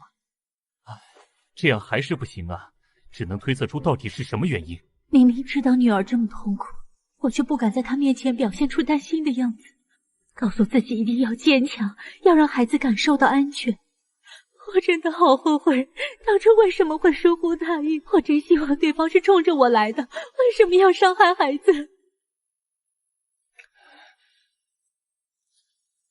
还是没办法吗？他心通还有一层，可知一切。那你怎么不使出来？再往下便是佛家所言阿赖耶识，是为心之根本。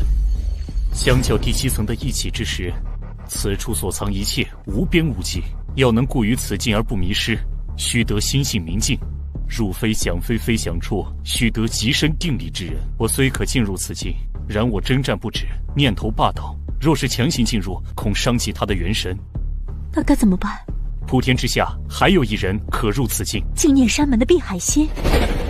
啊，你知道他？佛门圣地净念山门的碧海仙，谁人不知？我已寻访他多年，可是他行踪隐秘，神龙见首不见尾，一直无法找到他的踪迹。其实我有办法找到他。你说什么？那你怎么不早说？好尴尬呀，又让我想起一段不敢回想的往事。没什么事，我干嘛要去找他呀？那还等着干嘛？带我去找他呀！我们叶家刚刚搭建好的万里神行系统，神州之内哪里都能去。喂，等等！又怎么了？难道你就不想早点治好女儿吗？当然想啊，等我和他联系一下。联系？怎么联系？我和他有些不可言说的联系方法。总之你先等等。不可言说的联系？你们心事元法灵运。碧海心，你在吗？圣尊终于有时间寻我了。我这有事相求。我在药王谷，圣尊请过来吧。他在药王谷，我们走吧。我就不去了，就请我们的九州圣尊速去请人吧。刚才不是你说要一起去的吗？既然是圣尊不可言说的老熟人，我去不太方便吧？啊，刚才不是你说要一起去的吗？哼，既然是圣尊不可言说的老熟人，我去不太方便吧？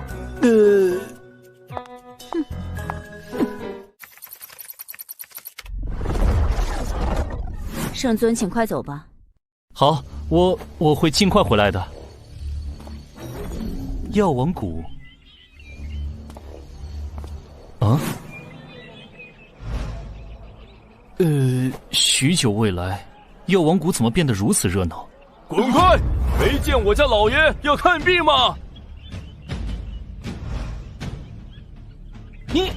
你怎么能插队？这可是讲先来后到的。就你们这些平民，也敢跟我家主人先来后到？我们可是为了求医排了许久的队，大家都讲规矩啊。规矩是给你们这些底层人定的，知道我家主人是谁吗？就算老子把你打死，也不用负责。给我滚！乾坤我。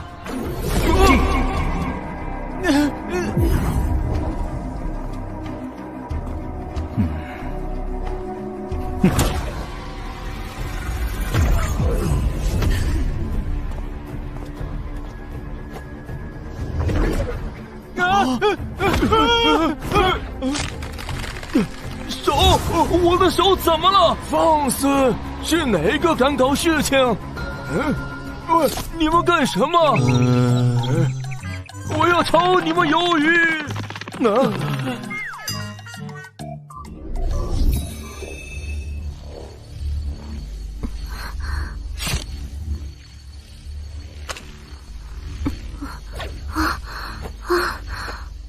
许久不见，这里变得热闹了许多呢。你怎么来了？我来寻碧海心有事，他人呢？姐姐就在谷内呢，你去寻她便是。药王谷的规矩不是只收怪症绝症的吗？1年也不见几个吧，怎得现在如此光景？因为我是个大夫啊。如果能够帮助更多的人，规矩都是用来打破的。自从认识你以后，人家才想明白这个道理呢。辛苦了，不过为什么外面要排2队啊？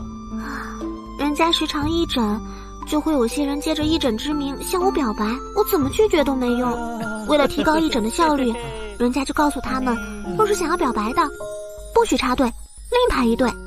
人家有空的时候再一一拒绝他们。这些人还真够执着的呢。哼，这些人一个个身上都散发着浓浓的雄性动物发情的味道，都是用心不正，看人家脸的，都不了解人家，凭什么就说喜欢我？我帮你打发了，你继续看病吧。好呀好呀，真是帮我解决大麻烦了。你呀，从认识你开始就没个规矩，你就继续看诊吧。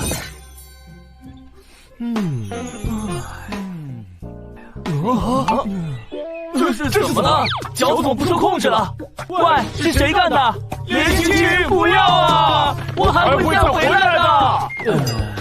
药王谷是神州5大秘境之一，若无谷内之人引路擅入谷者，必定迷失其中，死路一条。其中神秘至今未解。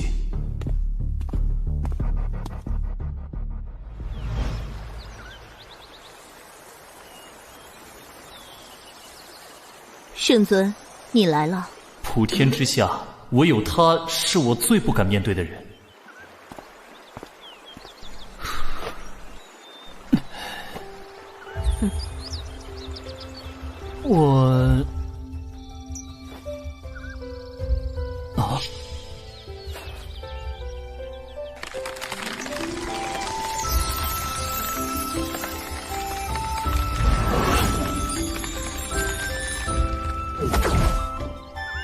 许久不见，为何圣尊还是对人家如此拘谨？我是有多可怕，才让圣尊生出不敢面对人家的念头？这一连脱生的法门真是什么都瞒不了他。圣尊不必有任何亏欠之意，一切都是我的决定。即使一连脱生，为啥我却没法感应到你的？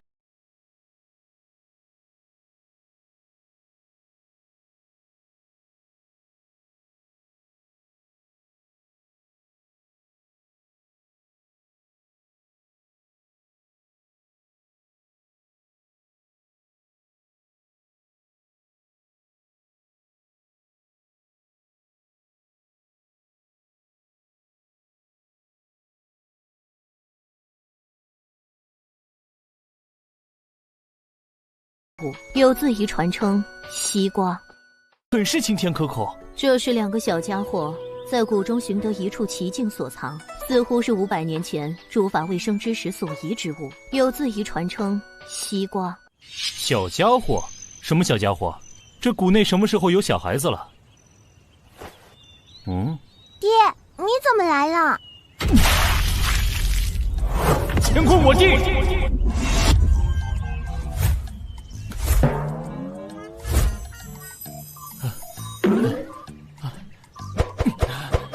丹弟，太突然了，又是一点铺垫都没有。但是本尊遭遇这种连番冲击，应该已经适应了。淡定，不能再失态了。姐。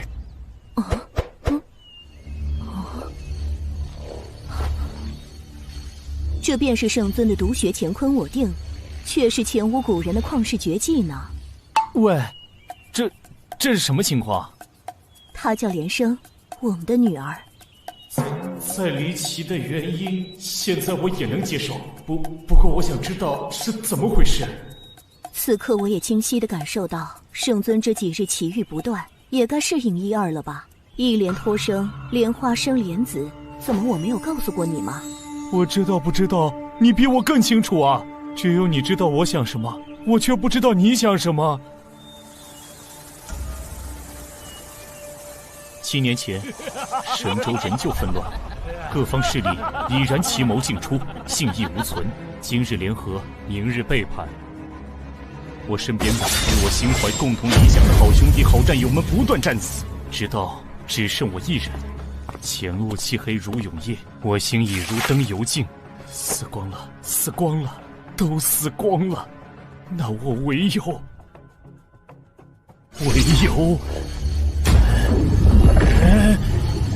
杀！杀尽祸乱天下之人，杀尽背信弃义之人，杀尽分裂国土之人，杀尽心怀恶念之人。那日我因悲觉入魔，化作真正的九州杀神。心怀恶念之人何其多，杀之不尽，杀之不绝。由南到北，自东向西，除之不断。越杀越是绝望，越是绝望，入魔越深。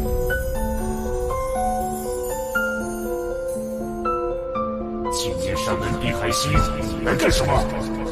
我来渡你。你们今年禅法，出世寻佛，这世间事与你何干？我何须你渡？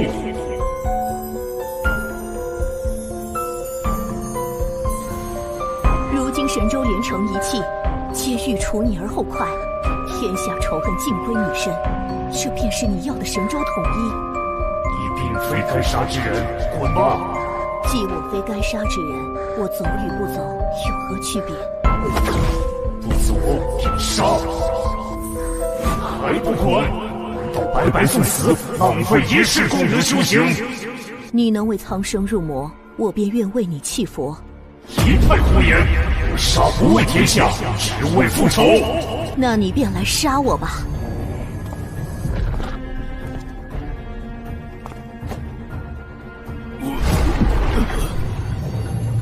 普渡心经，一莲托生。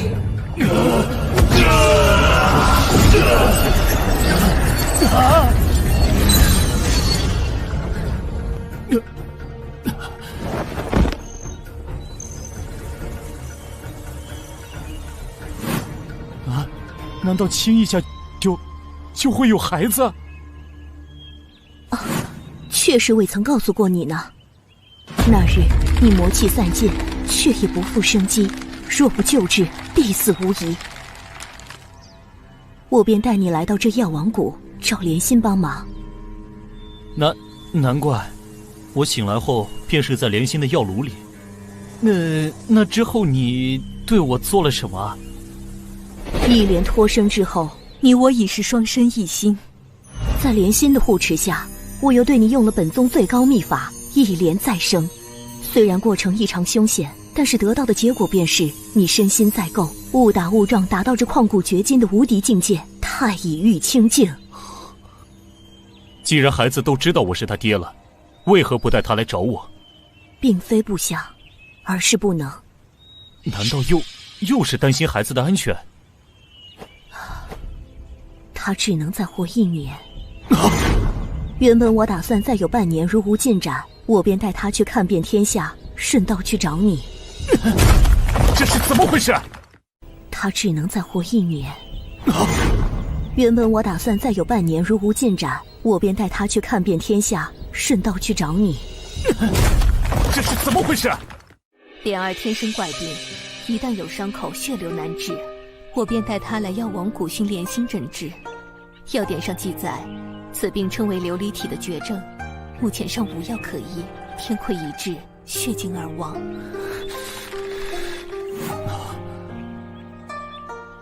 莲心也没办法吗？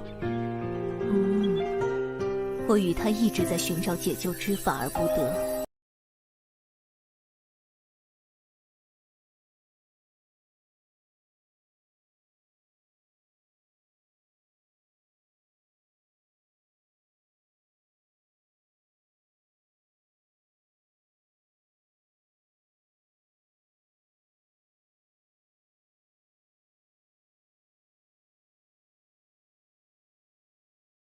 绑来，召集天下名医，一起为他诊断。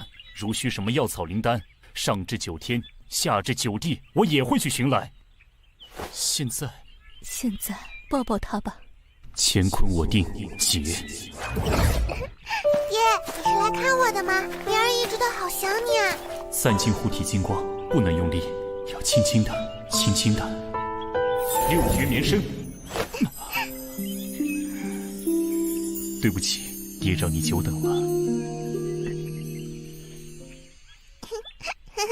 爹，我还想骑脖子，我早就想试试啦。好啊，坐稳喽。爹能带我飞吗？没问题，抓紧我的头哦。哇哦，爹，你给萱萱姐姐摘的星星，也能给我摘一颗吗？你怎么知道的？看到的呀。这是什么情况？上天就是这么奇妙，在夺走了某些东西的同时，也会给予一些什么。这孩子自打懂事开始，足不出户便能看尽天下。这也是全知之境，并非全知，此间差别甚大，可称之为权势。足不出户可见天下，所以他可崇拜你了，可谓时常在你身边。真的吗？萱萱老爸好帅气。那个不动明王好酷哦！是不是萱萱姐姐的坏蛋都打飞了？糟糕，又不淡定了。怎么被孩子一夸就会这样？爹爹，可以用那个不动明王帮我抓小鸟吗？没问题。你先陪陪孩子，我去叶家看看有什么进展，我再通知你。好啊，一切就拜托你了。娘，一定要治好叶家姐姐哦。你和爹爹玩吧。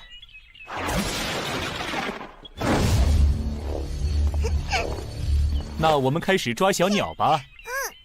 爹爹轻点抓哦，不要伤了鸟儿哦。好嘞。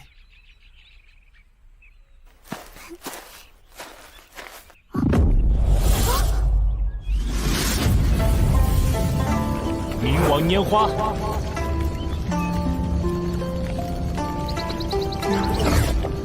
哇，太酷了！风大哥，你还没走啊？那就留下来吃个晚饭啊。好啊，许久未尝过莲心的手艺了呢。莲心姨，你回来啦！快来看爹爹抓的小鸟，我看看。好可爱啊！莲心，你多大的人了？怎么也像个孩子一样？人家都当娘了，已经不是孩子了。就是，莲姨也是个超级好的娘亲呢，对主子哥哥可好了呢。啥？你啥时候当娘了？有孩子了也不跟我说一声，我给你包个红包啊！红包是什么？这个嘛，是外面庆祝朋友有了孩子的一种习俗吧。这些东西莲心不懂，有了我们的哥哥是竹哥哥，竹子，竹子，你怎么了？快醒醒啊！你别吓娘！竹子哥哥，你怎么了？不要慌，他只是被震晕了，并没有受伤。真的。亏你还是个大夫呀，真是关心则乱。对啊，我是大夫啊。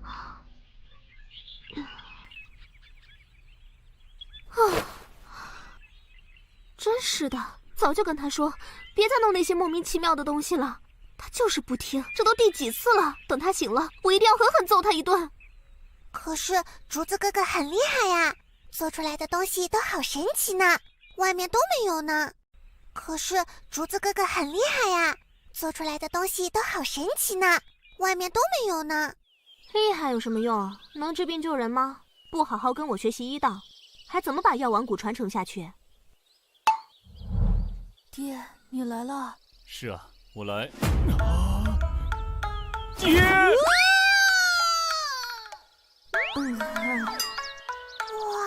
好高啊！峰哥，你干什么？好玩，太好玩了！峰哥，快接住他！别急，马上。盘古托天式。好软呀！哇，这就是天空和大地吗？药王谷真的好小好小啊！峰哥，快把它弄下来！好。爹爹，我想滑下去，能弄个滑梯吗？好。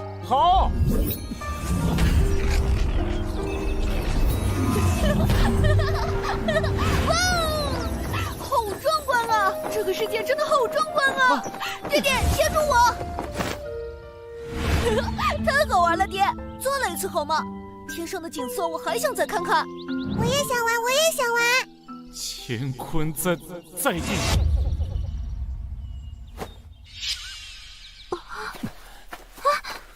哇，这是什么法术？好神奇啊！峰哥，你在谷里的时候还没有用过呢。这是是我在外征战时开发出来的了。喂，现在是说这话题的时候吗？到底是怎么回事？什么怎么回事啊？你的儿子他刚才叫我爹。没错呀，你就是他的爹啊。等我一会儿。啊，道心，镇定，不是该习惯了吗？不管我记不记得，反正一定又是再次被当成工具人了。呼吸，深呼吸。事到如今，没什么好大惊小怪了，搞清楚原因就行了。那么到底是怎么回事啊？为什么我们会有了孩子？你说竹子吗？碧海心姐姐来此找我一起帮忙救你的时候，刚好我为了解决给送子观音副作用的研究，就顺便借你用了一下呀。为什么会用到我？太古之时有神农尝百草，皆由我莲心以身试药呀。你经过我同意了吗？怎么能这么对我？我当时问过你啊，如果不同意就答应一声。你没有说话，我就当你答应了呀。峰哥，莲心为救天下不能生育的女性姐妹们，决心以身试药，需要一名男性配合。然而莲心从未出国，遇到的男性只有峰哥你了。只要借你一用，就用一下。你若是不答应，就说一声。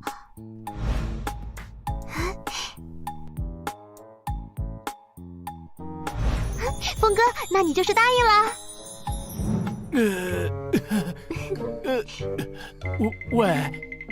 我这……多亏峰哥你呢，我才终于解决了送子观音的副作用呢。听叶姐姐说，疗效很好呢。突然感觉能够帮你完成这么伟大的事业，我也无话可说了呢。以后要是有什么事，可不能再这么自作主张了，听到了吗？知道了。有了竹子陪着人家，莲心也很开心啊。后来海心姐姐带着莲生又回来了，谷内也更加热闹了呢。是啊，自从你的师傅离世之后，你一直是孤单一个人呢。谷内难得这么热闹。可是人家感觉自己好没用啊，不仅治不好莲生，竹子又不听话，做一些奇奇怪怪的东西，不愿意继承药王谷的医术。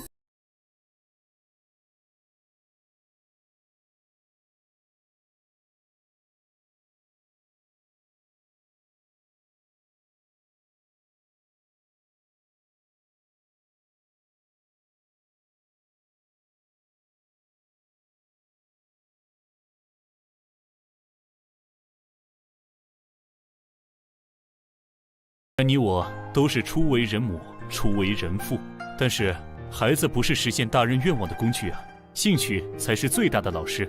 虽然我不知道儿子在做什么，不过既然他能这么喜欢，我想咱们就应该全力支持他。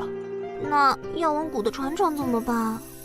既然你都打破了药王谷的规矩，开始义诊了，有没有想过开办一个医学院，将你治病救人的本事传授给更多的人呢？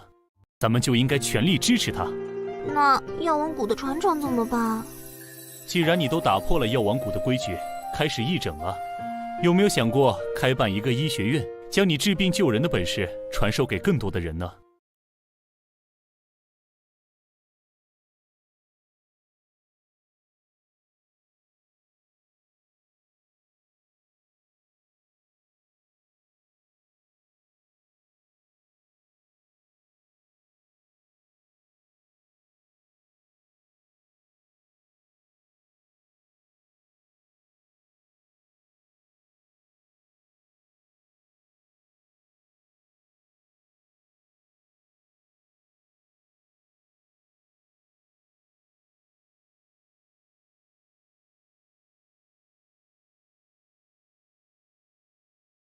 乾坤我定，解。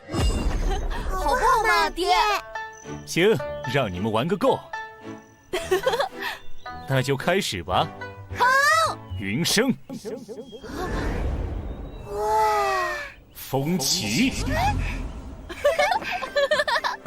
这是在做梦吗？并没有。此招原是用来藏兵于云中，突袭之用。现在我突然发现，其实还有更多的用途啊！你们看好了，云生与森罗万象并用的组合法术，云响世界。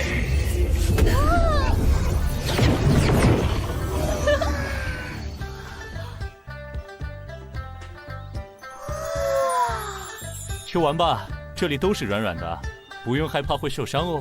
太棒了，太棒了！等等我，竹子。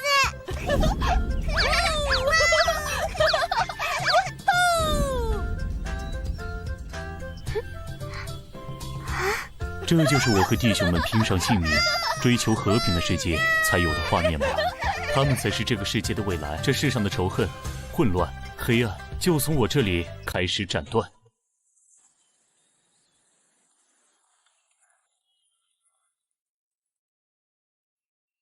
峰哥、竹子、连胜，快来吃饭啦！来了。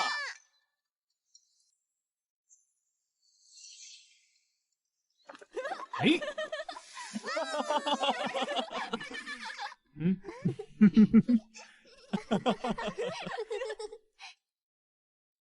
娘，爹是这个世界上最厉害的人吗？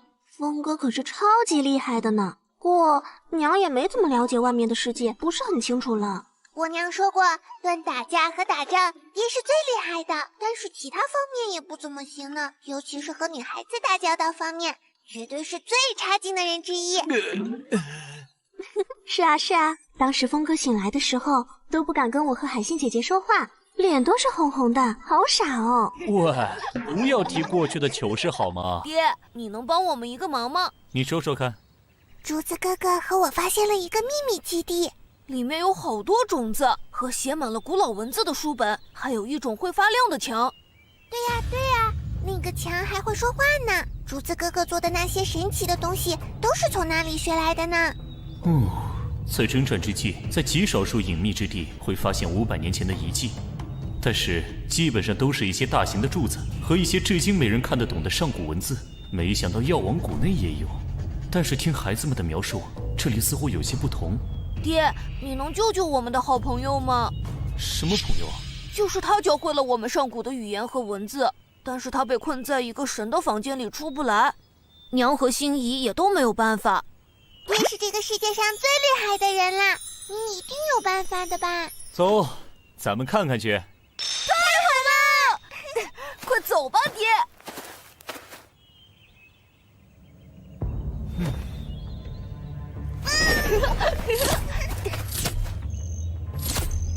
咦，慧眼破幻，山洞，没想到里面居然还有此等奇地。若非现在我能看破世间一切迷幻，此地断难发现。孩子们是怎么发现的呢？爹，快点进来啊！好。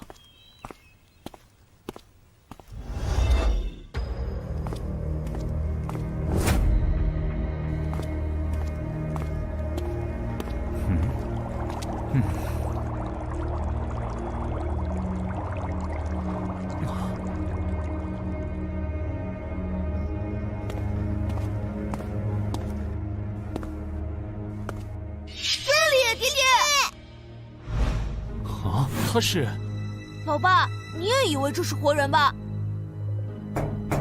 这个大姐姐一直都一动不动地站在这里呢。啊，他是，老爸，你也以为这是活人吧？这个大姐姐一直都一动不动地站在这里呢。无遮透视，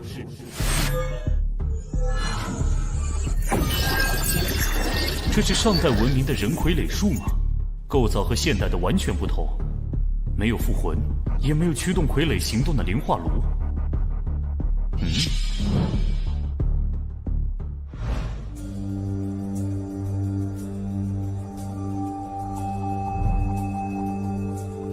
里面的人已经死去许久，居然能做到尸骨无化，这柜子可是有着比玄冰棺还要厉害的功能啊！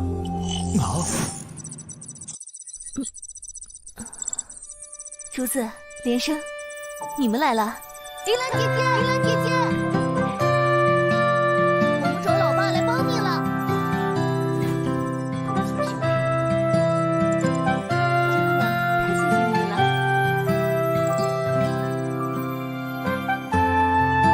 你们的爸爸很帅气啊！哇塞，老爸你很厉害的。你是被什么法阵封印在里面的？为什么我没有感受到一点法力波动？这只是我的虚拟形象，真正的我被困在更下层的安全屋里。虚拟形象又是什么？是幻术还是身外化身？没想到500年后的世界和我们那个时代变化那么大。我说的你听不懂，你说的我也很懵呢。老爸，这不是什么法术了，这叫显示器。 500年前的世界和姐姐一样的人们都是通过这东西联系的，千里之外都能互相交流呢。啊，这东西可以千里传音，这个世界能做到此境界的人屈指可数啊！铃兰姐姐教了我们很多神奇的知识呢，有数积分、童话故事，还有机械电子。竹子哥哥发明的这些东西也都是铃兰姐姐教的。这就是引发末法时代文明所遗留下来的技术吗？ 姐姐，你怎么了？今天姐姐不能再陪你们了。这个基地的能量即将耗尽，姐姐的身体也快不行了。不要去！老爸会帮帮姐姐吧？别急，别急，老爸会想办法的。我怎么能帮到你？不用了，我已经快不行了。在我生命的最后一刻，有竹子和连生能够陪我，我已经知足了。 老爸，快把姐姐救出来！娘亲一术神通，一定能把姐姐救活的。为什么你会被困在这里？500年前，我们的世界爆发了一场足以毁灭全人类的战争。我的爸妈带着我来进了这里，本以为可以躲过灾难，却被敌人找到了我们。我的爸妈将我藏在了这里最安全的房间里。爸，放我出去！我要和你们在一起。女儿，这里很安全，你一定代替爸妈，要活下去。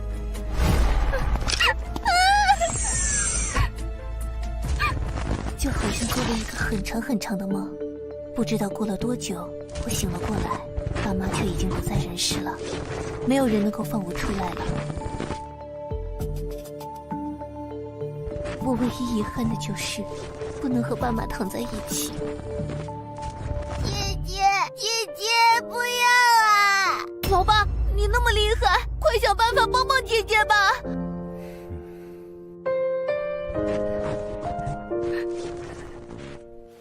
好啊，老爸也想见识见识500年前的技术呢，带我去吧。老爸，快来！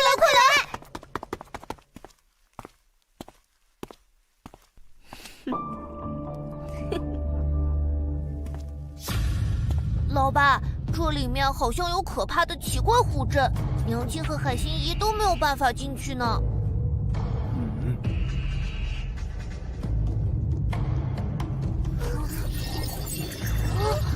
你们先出去等着，待为父来破阵。老爸加油！老爸要小心啊！好。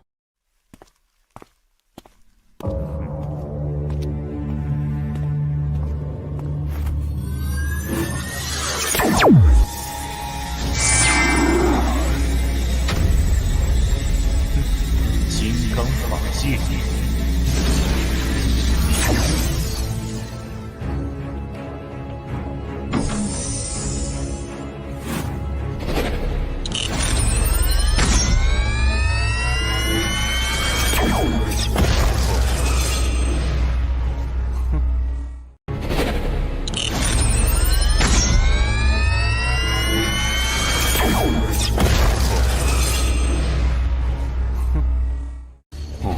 这是什么厉害的技术？居然快要打破我最初解的护身法界！护法还谢。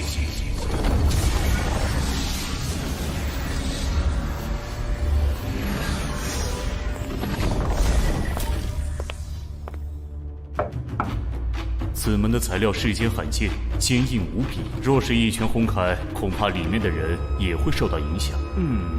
那就这么办吧。嘿！神力蹒跚！莲生，快看看里面怎么了？老爸和铃兰姐姐没事吧？里面一团乱光，我什么都看不到。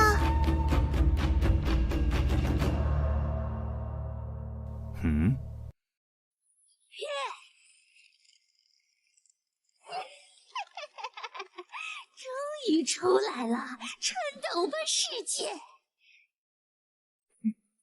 一出来就发现这么好的宿主，为了感谢你放我出来，我就大发慈悲的占有你的身体了。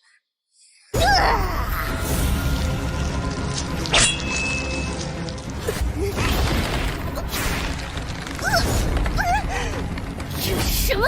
快放开老子！果真有古怪，早就看你不对劲了。你以为你编了一个天衣无缝的故事吗？满是破绽罢了。你说什么？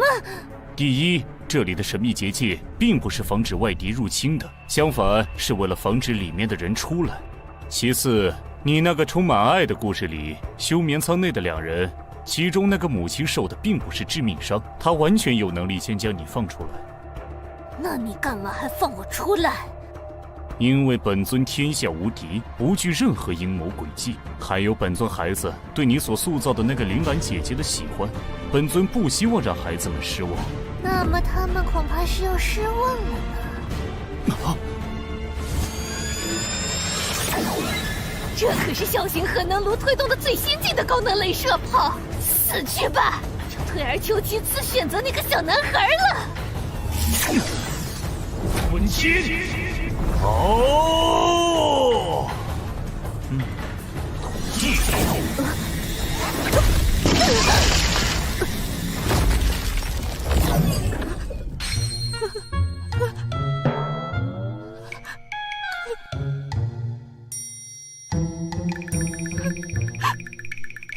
你我素不相识，你欲夺我性命，我消灭你也无可厚非吧。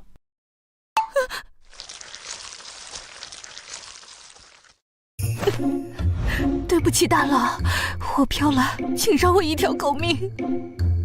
哼！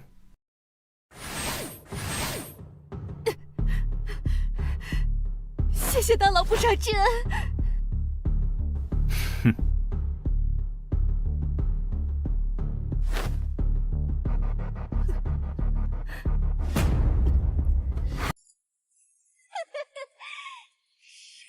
催眠。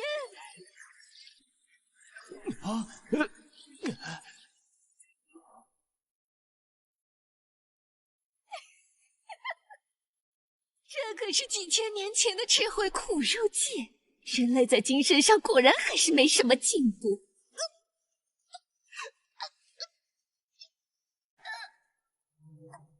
铃兰意识空间。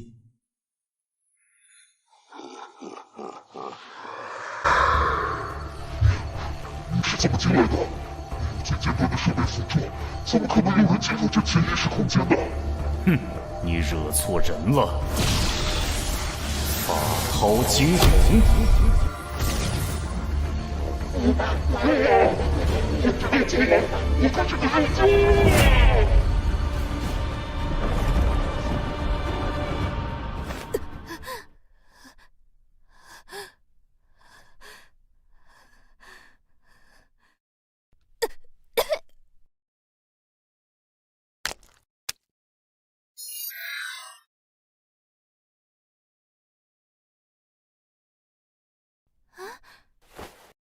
你是我爸妈呢？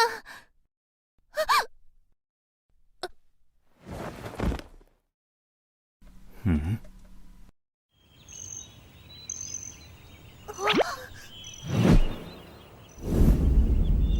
玲玲姐姐，玲玲姐姐。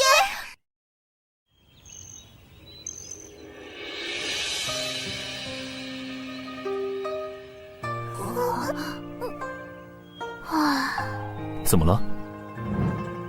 没事，我只是感叹500年前的技术真是太厉害了。这孩子居然只是身体过于虚弱，一切并无大碍，只是他的神识有些……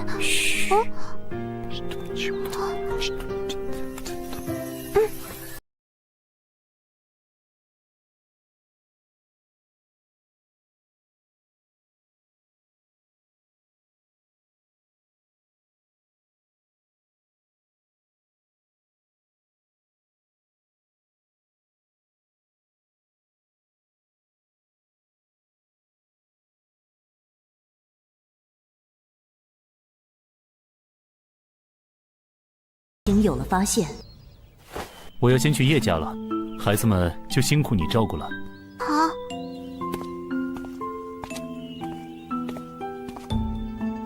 竹子的喜好，我们做父母的一定要支持。我听你的，峰哥。帮我和孩子们说声再见，我会常来看他们的。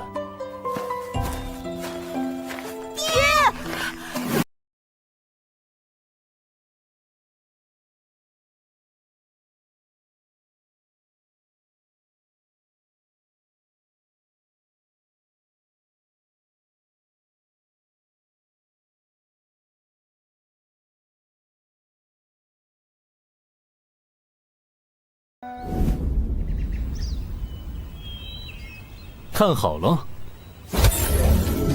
翻山倒海，东海水来。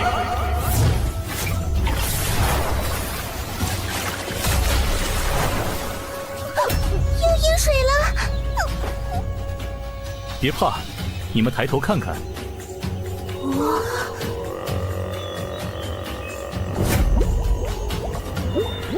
这是什么鱼儿啊？好大啊！哇！这是什么东西啊？能吃吗？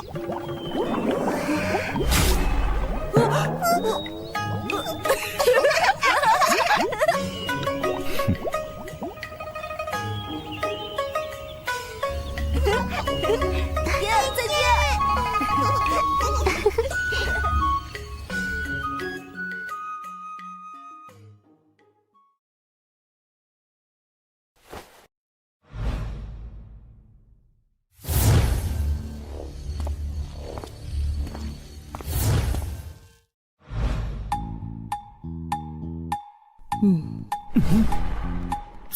怎样了？圣尊真是有福气呢，居然和听雨妹妹这么出色的家人有了孩子。这你得问莲心。倒是便宜了你这臭酒鬼，居然让海星姐姐此等家人为你这个笨蛋弃佛入室。好尴尬呀，该怎么转移话题呀？先看看孩子的事吧。还不快过来！有什么发现吗？你随我一起进去，进入他的无边识海就清楚了。光靠我一个人还不行。好，别担心，有我们在，一定能找到办法。听雨，若是一会儿他有动静，一定不能让他乱动。好。他心日空境界，夜气明。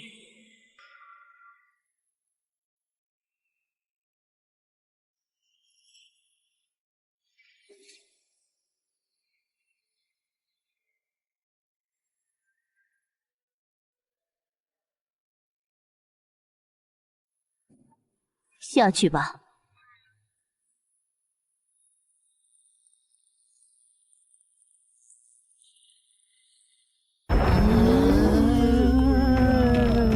怎么会这样？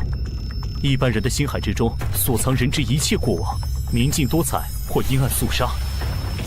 我从未见过有人的识海会是此番景象。心境之象，乃是由爱憎欲之所现，一切记忆情绪构筑起了这一切。这表示他的内心充满的只有恐惧，心性尽藏。他的本心在哪里啊？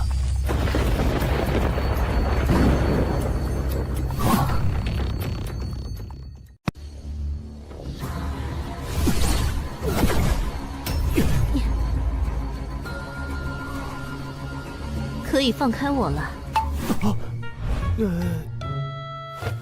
刚才是怎么回事啊？这大概就是他内心强烈的渴望保护的愿望所生成的具象实现，将他牢牢地保护起来的哥哥的心之本相。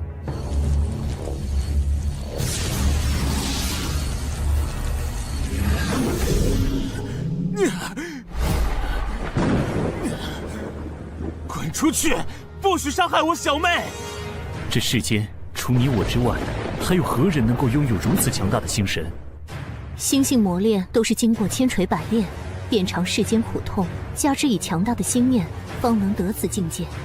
这孩子有如此心神，必然有其因果，只是其中的痛苦和经历超出你我的想象罢了。接下来该怎么办？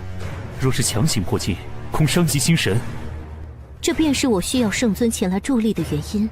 接下来还请圣尊在不伤及他的前提下，将他的全部心神集中在你这儿，我方能够进入其中探究本因。好，一切就拜托你了。就让我感受一下你保护妹妹的意志吧！快从这里消失，不许伤害小妹！天地法相。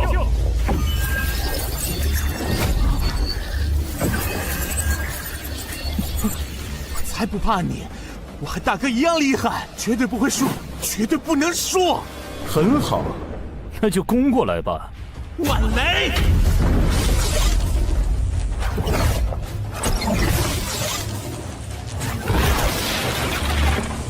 更厉害，会更厉害，是不听劝告的。哼。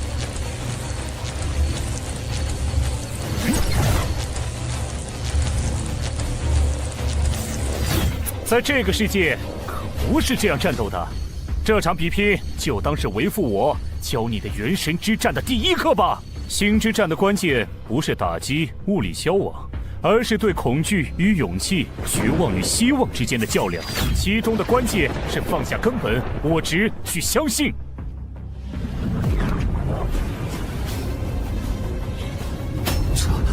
这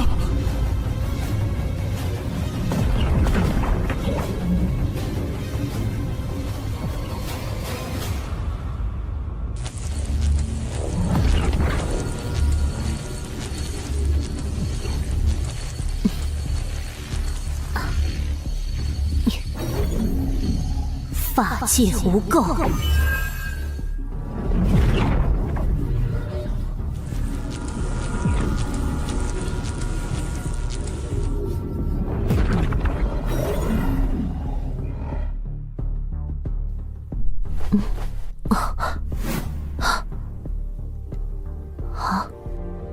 哥哥，妈妈，我好怕，我好怕，救救我，救救我！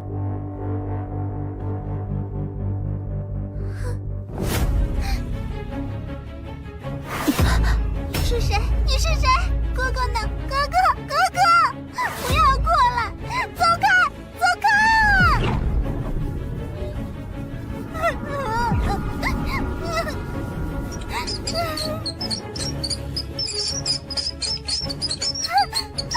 我是好孩子，我是好孩子，为什么咬我？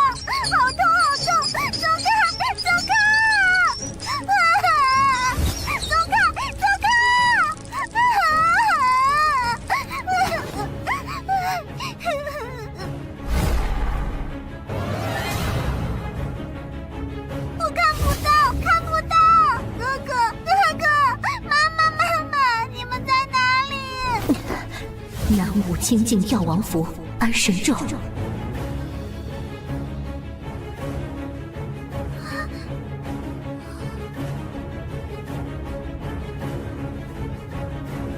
唉，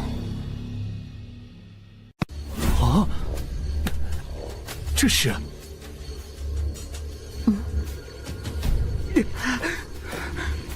先出去吧。孩子，坚持一会儿。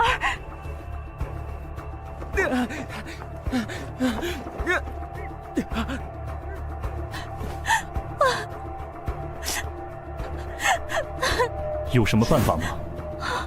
你们有什么发现吗？你是孩子的母亲，你该知道发生了什么。他心同剑。我好怕，我好怕！我是好孩子，我是好孩子，为什么咬我？好痛，好痛！走开，走开啊！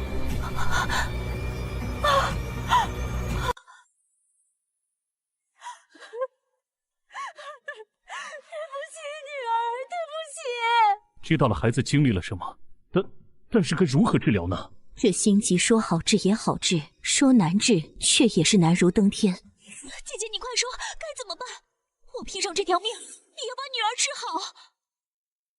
药就在你们身上。我？姐姐，我若是女儿的药，早就该治好她了。换作圣尊，你若是被老鼠啃咬，蟑螂爬在身上，又身处死人堆中，会害怕吗？我一生大小数百战，在死人堆里打滚是家常便饭。这老鼠蟑螂在战场上都是维持生机的难得之物，早就习惯了。我虽为了峰哥弃佛入世，命运让我有了连生。作为一个母亲，我便知道为了孩子，一个母亲能够付出一切，这便是母爱的力量。孩子年纪尚小，便遭逢此难，内心缺乏强大支柱，牺牲恐惧将自己心封闭起来，逃避痛苦。而能够克服恐惧最好的药便是敢于直面一切的勇气和感受爱的温暖。就让孩子从你们身上感受勇气和爱吧。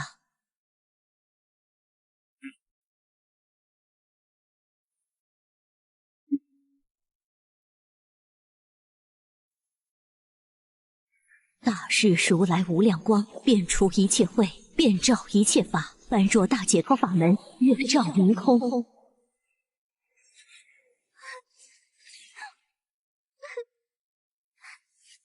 好怕，救我，救我！海星姐姐，我们该怎么办？回忆吧，将支撑你们克服了所有绝境下走过来的那些最坚强的信念，完全的展现出来。月照明空，能够让孩子亲身感受到你们所经历的一切苦难与照亮你们的光。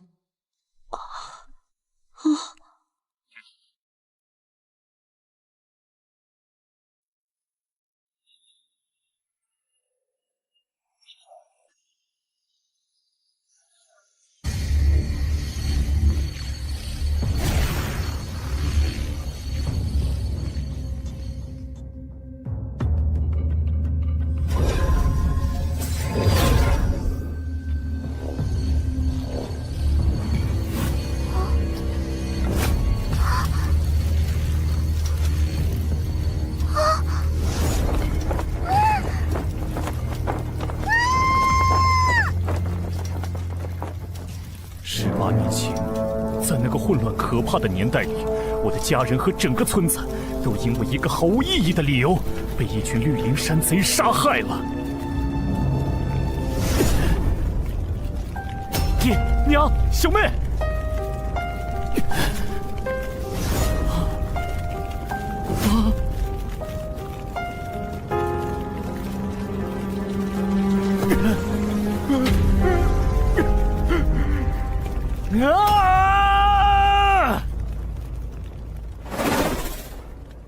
击杀战，快拦住他！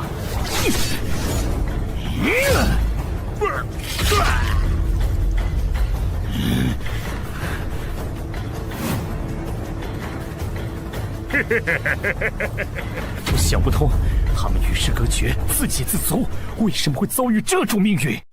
强者生，弱者死，老子就是道理，哪有什么为什么，想杀就杀了。喂，话说你说的他们是谁呀？不会是你的姘头吧？老子有没有享受过呀？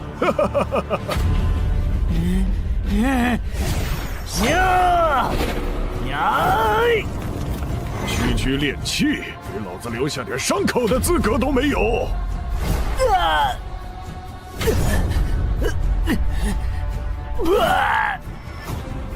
区练气就能把跨2境的老子逼成这样，受死！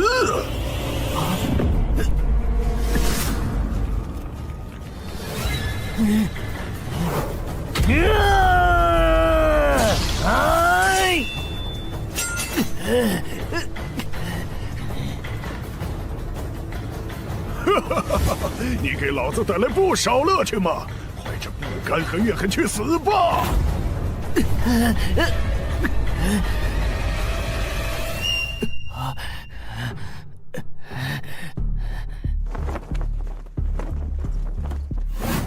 笨蛋徒弟，你可是为师此生唯一的传人，这么随便就死掉的话，谁来继承我的剑道？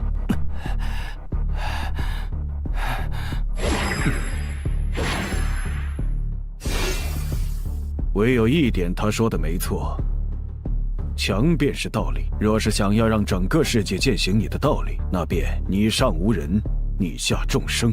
天下那么大，我就算修炼一辈子，也不可能达到师父的境界。更不要说天下高手多如牛毛，我如何践行我的道？我爹娘小妹能活过来吗？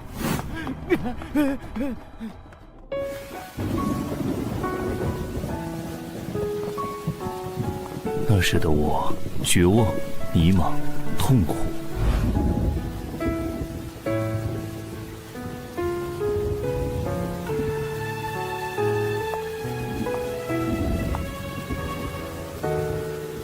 喂，你怎么回事？快，把他抬到车上。是你在我最绝望、最颓废的时候，重新给了我勇气。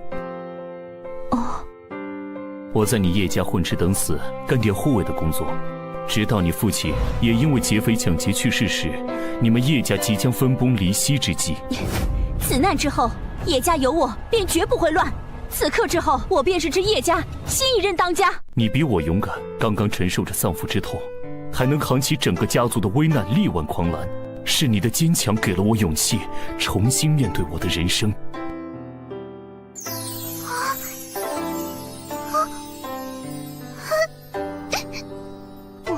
不是这样，我才是因为你才得到了勇气啊！是什么？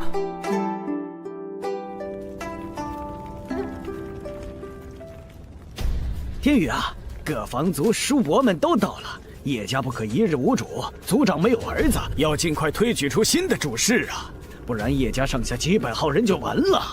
快把你父亲的信物交出来！快交出来！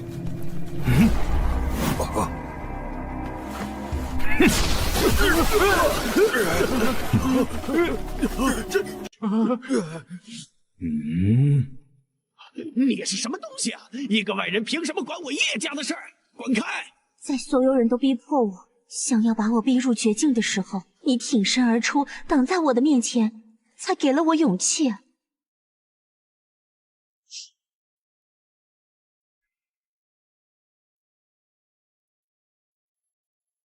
此难之后，叶家有我，便绝不会乱。此刻之后，我便是这叶家新一任当家。你给了我依靠，再加上我怀了他们兄妹俩，更是给了我面对一切苦难的勇气。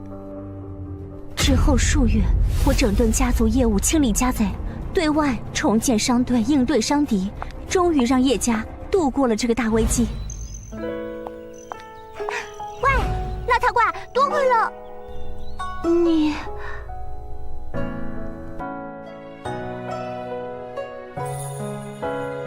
谢谢你，让我再次重新看到了希望。别过。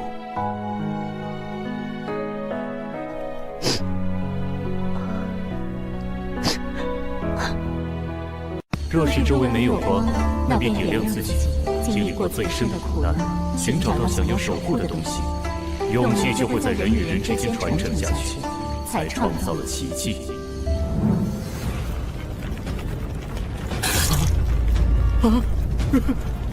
对不住了，兄弟，请给他们带去希望。人反正都要死，苟且偷生有什么意思？我只想在死的那一刻心中无悔，念头通达。废话少说，即使被你们叫做邪魔外道，我也在以我的方式拼上性命，寻找这个世界的答案。强的那个便是道理。我们九尾一族竭尽全身气力，也堪能护我妖族一时之平安。不是我深爱他们，而是若我弃了他们，我也没了安身之处。这么说来，倒是我要感谢他们。风哥，就算你死了，林星也会想办法让你活过来，你就放心的去战斗吧。恭喜你，此刻的你无上致敬，此后世界便要行你的道。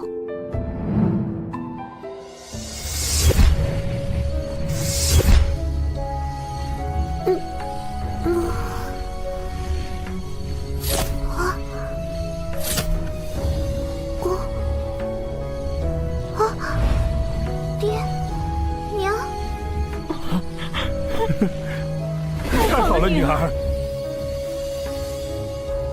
太好了，小妹，太好了，你终于醒了！啊！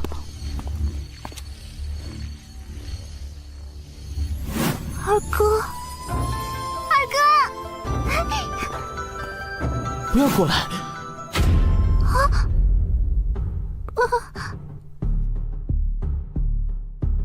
小妹已经醒了，我已经没有了存在的意义。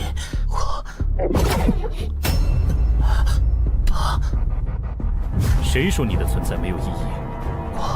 我原本就是为了守护小妹才出生的，本就不存在的异类。抬起头来，从何而来不重要，重要的是你已经存在了，并且为了守护妹妹而拼尽全力的好哥哥，你做的比我好。你是让我凌云峰骄傲的儿子。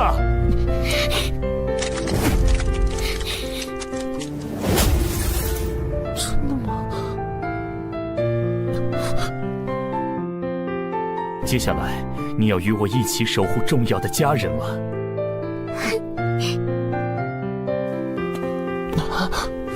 还愣着干什么？这个时候怎么变笨了？看不清情况了？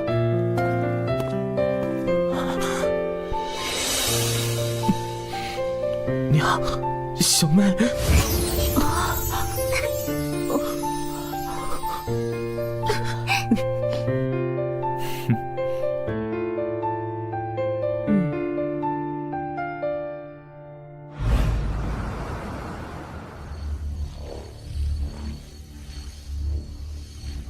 师兄，师兄，什么事居然要你元神出窍来找我？主母好，小姐好。啊？啥？你怎么知道的？这个嘛，基于师兄您在叶家的时间、孩子的年纪，加上主母的眼界，以及未婚先孕的事实，即使没有证据，也不难猜吧。啊，师兄，咱们的东方总理大臣正在等你开会重要的内阁会议呢。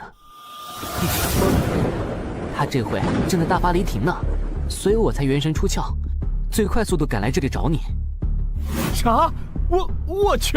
我怎么把这事儿给忘了？我们本该好好聚一聚。这个内阁有会，我公务重要，你去吧。爹爹再见，记得来看我们。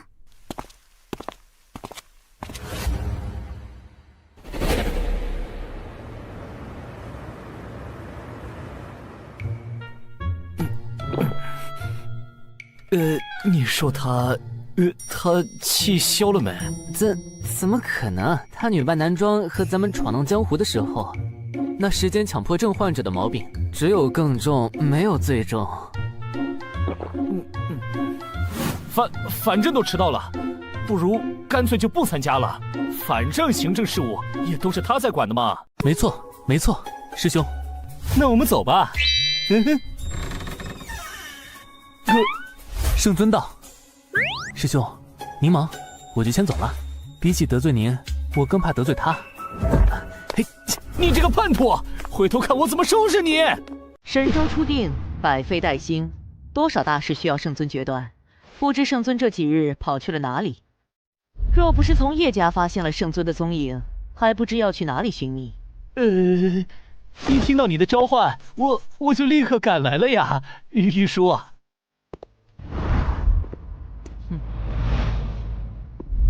内阁会议上还请圣尊称呼我为东方丞相。是，东方丞相。这是近期需要圣尊批复的公文，涉及外交、机构重组、民生教育、省级以上官员的任命。啊，这些丞相代劳即可，我有什么用？这是圣尊您带领我们打下的江山，这些都是为了巩固新时代所必须做的。如果圣尊您这些大事都不知道，要是出了问题，谁来承担这个责任？也只有东方丞相敢对圣尊这样说话吧？那是自然，你不是老队伍里的，你不知道，丞相和圣尊是10几年的生死战友，曾经女扮男装和圣尊一起游历天下，行侠仗义，那可是生死之交。我懂，我看还不行吗？大家稍等，马上办。元镜法相。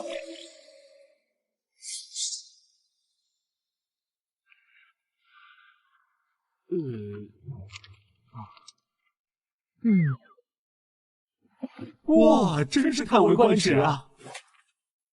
搞定。圣尊神迹，天下无双。见笑。批完这些文件，本尊才知东方丞相与众位劳苦功高，情形不错。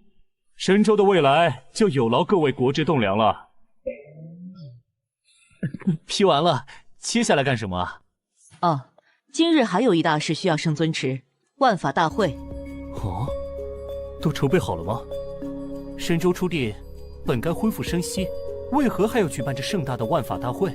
劳力伤财，有这个预算，投入到基建教育当中不好吗？事关机密，关乎国本，诸位经过严格的背景审定，且都是身具兴邦治国的大才，参与内阁议事也该清楚来龙去脉。神州初定，各方势力盘根错节。虽然圣尊以大能力压群雄，强行合并各方势力，一统神州，但是背后却有着不为人知的博弈。诸方豪强是绝不肯轻易放弃他们原本的财富和权力的，所以他们以奇诡之术，以各方势力辖下所有民众性命做要挟，换取圣尊的妥协。神州表面一统，各方皆奉圣尊为神州共主，实则各方势力仍旧对原本的领地有着极大的控制力。什么？那该怎么办？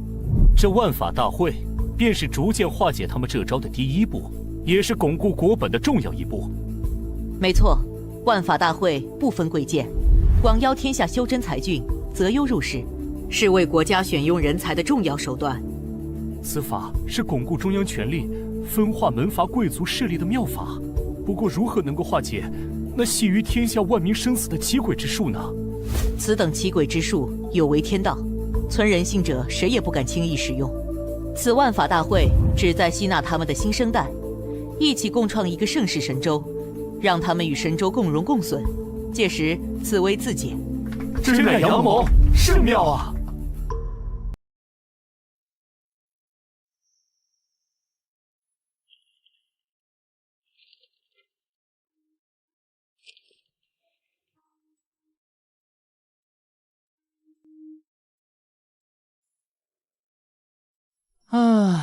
想我们与众多兄弟们奋死拼杀10余年，终得偿所愿。回想起当年，又怎能想到名动天下的玉郎君东方玉树，居然是东方世家长女东方玉书。你想说什么？只是感慨，若是离了你，又有谁能够担此复兴神州的重任啊？我可不是为了你，而是为了那些故去的战友们的遗志。对了，听说你儿子也要参加万法大会，你不担心他会受伤？这是他的人生，既然是他自己的决定，我便支持他。喂，你这家伙突然有一天说有了孩子，大家一直都会好奇，他爹是谁啊？能入得了你东方玉书法眼的男人到底是什么样子啊？如果我说是你呢？什么？你是在开玩笑的吧？你敢开我的玩笑，我就不能开你的玩笑？只是好奇嘛。圣尊何时变得如此八卦了？是不是平时太闲了，没有架可打，就开始打听起别人的隐私了？抱歉，是我多嘴了，还请丞相消消气。会开完了，圣尊可以去忙自己的事去了。我还有很多工作要做，没时间陪你闲聊。等等，哦，圣尊还有何事？我有一好友，育有一子，最近遇到一些苦恼，求教于我。你说我哪里懂这些？据说你教出一个如此优秀的儿子，是否可以传授一些育儿经？圣尊的好友我大都认得，是哪位啊？可以让他直接来找我啊。此人你并不认识，丞相诸事繁忙，跟我说说即可。哦，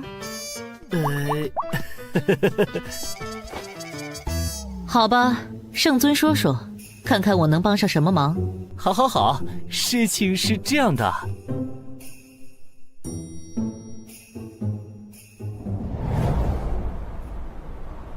道宗，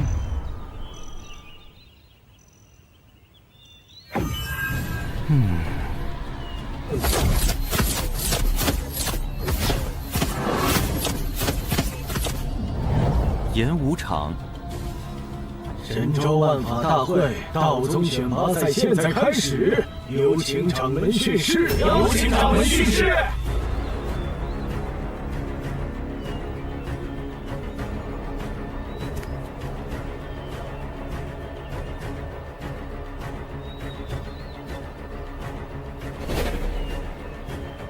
神州初定，和平不易，内有隐忧，外敌虎视。我辈修道之人，是要守我神州太平。守我神州太平！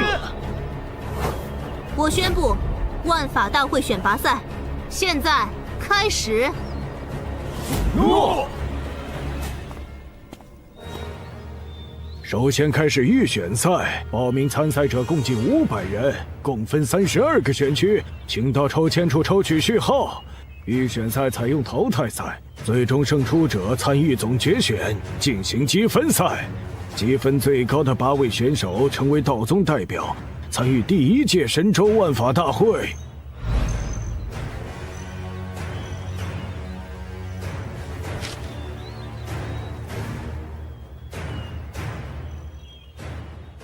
我们的儿子在哪儿？哦，掌门，你怎么了？没什么，大家继续观赛，继续观赛。你怎么来了？也不跟我说一声，害我在众同们面前丢人。我这不是急着赶来和你讨论解决儿子的困境吗？16号场马上要上场了。啊！35号、36号上场。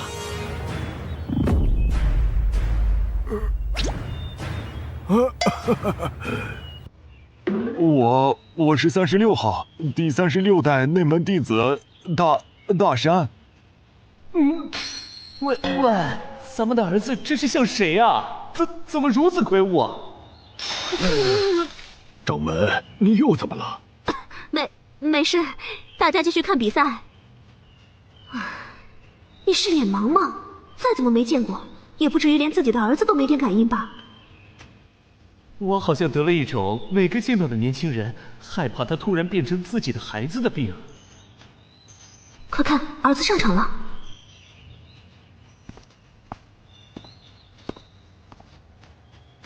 先锋，玄机堂36代外门弟子。斗法开始，行礼。36号真倒霉啊！土罗城。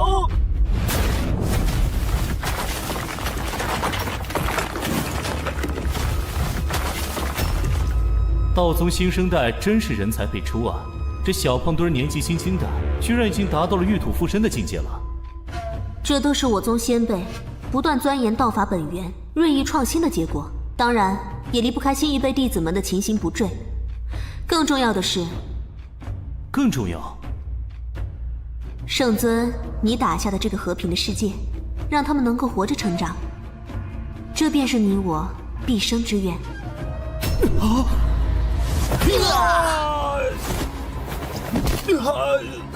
35号胜出，36号淘汰。这为什么炼气期可以打出结丹的威力啊？看下去你就知道了。如果只是这样，我也不会那么苦恼了。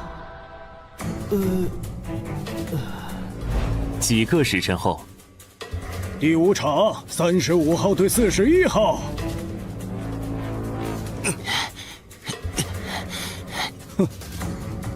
41号真幸运啊！这是怎么回事啊？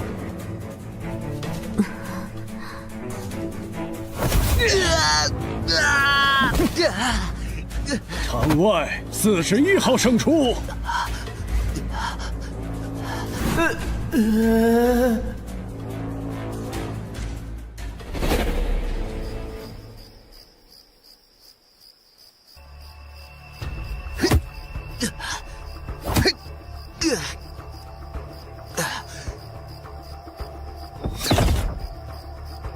天眼冥剑。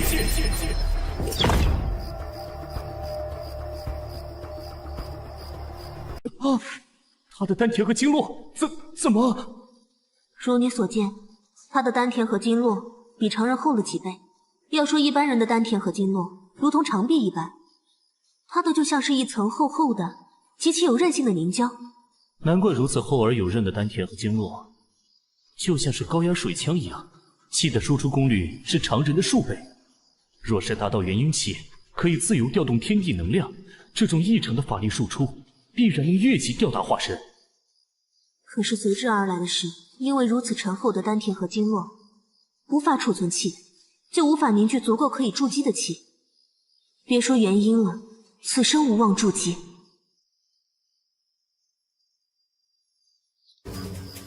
你是如何看待咱们儿子这事儿的？咱们儿子这事，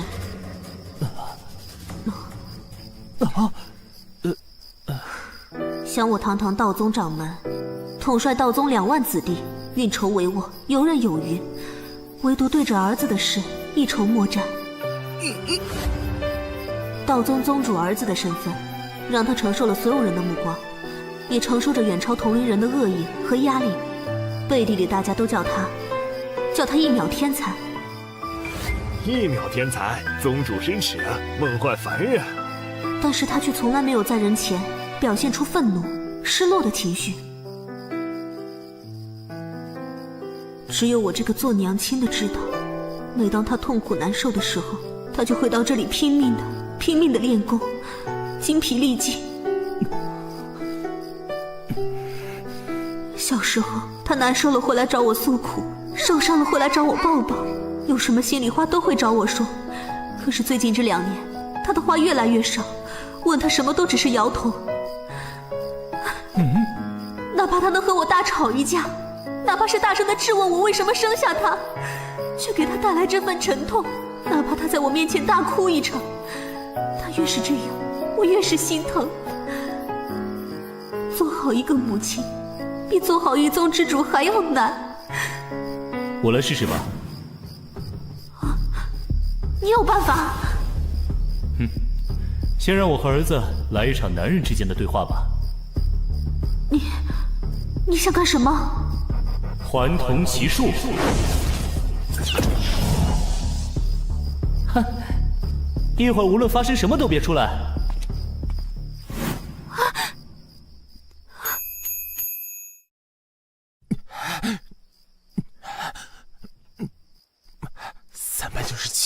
，398，399。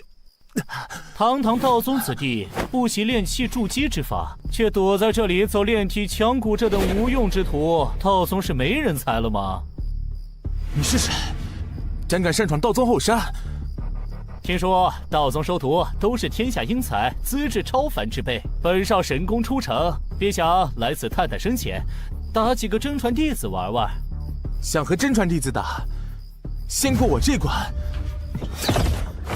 有意思，就凭你区区一个小炼器，我怕一稍微动真格的，你就小命不保啊！他想干嘛？什么叫男人的对话？这是要打一架吗？多年的征战，经历了无数的对手，我确认了一件事：一个人的嘴会说谎，但是唯有拳头，包含了他心底最真实的意志与人格。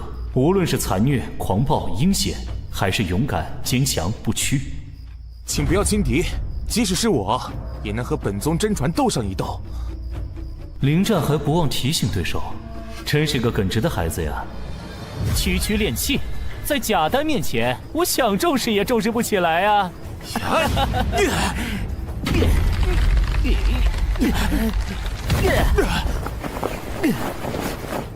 哦，有点意思啊！这可不是一般炼器，这份越级的杀伤力是……哦。对了，师尊曾说过，有一种很稀少的体质，元婴界能吊打化神，却永远也无法筑基的让人绝望的体质，叫什么呀？哦，对了，重婴废体。对，重婴废体。你不会那么幸运中了这个大奖吧？你一定很恨你爹娘为什么要生你出来，还给了你这种体质吧？哦。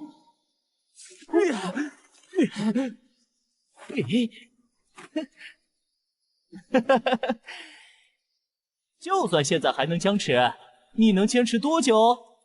坚持到底，这是我最后的尊严。那就来吧。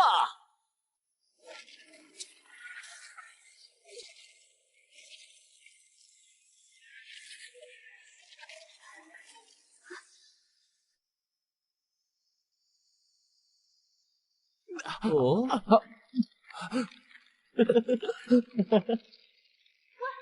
想干什么？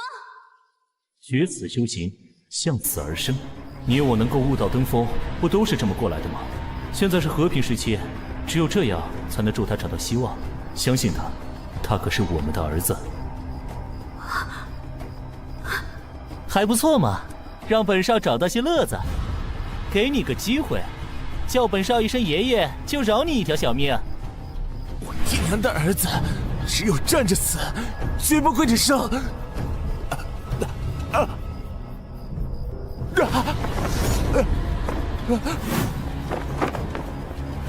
对不起了，娘亲，还是没能成为您的骄傲。乾坤定。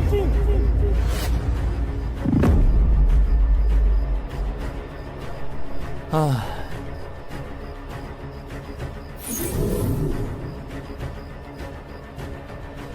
姐，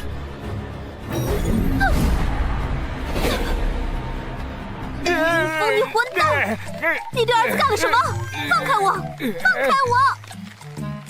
站定，站定！你看看啊！我怎么带？爹！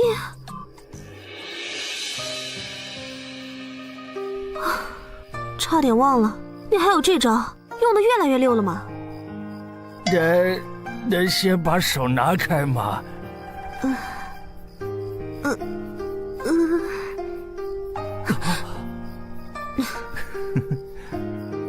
片刻之后，你对儿子下手也太狠了吧！他长大以后，我都没有这么狠的揍过他。别生气啊！以前我爹我师父下手。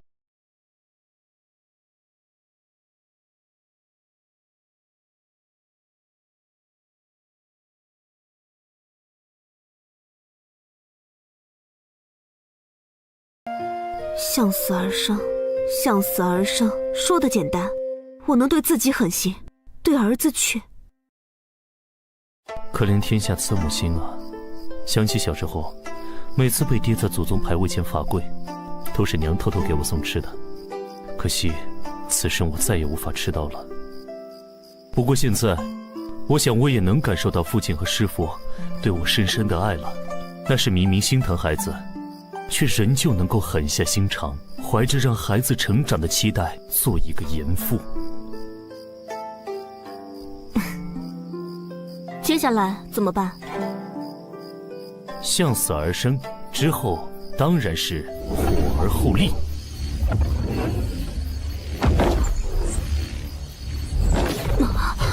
玉清无上法，子府洞天，开！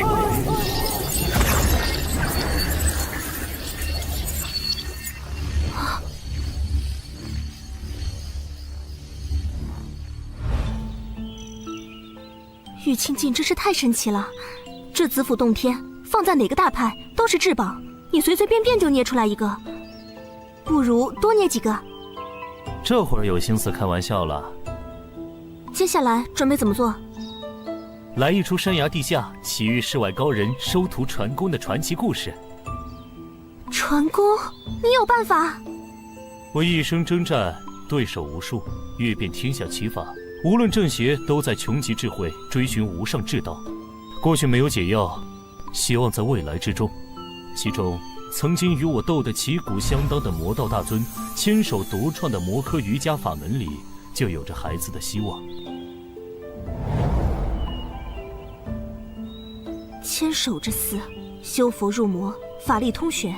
若是没有你，他便是天下第一人了吧？没错。坠崖之后奇遇高人，你是怎么想出这种脑洞大开的点子的？是我一个既当爹又当娘的朋友用在他儿子身上的法子，效果很不错。喂，一会儿你可别再出来添乱了。知道了，我会克制的，但是我要在一旁看着。随你。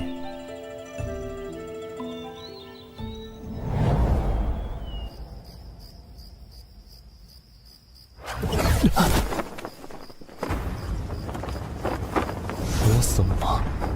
我真的是再如何努力，也无法触碰到那些天才的人。对不起，娘。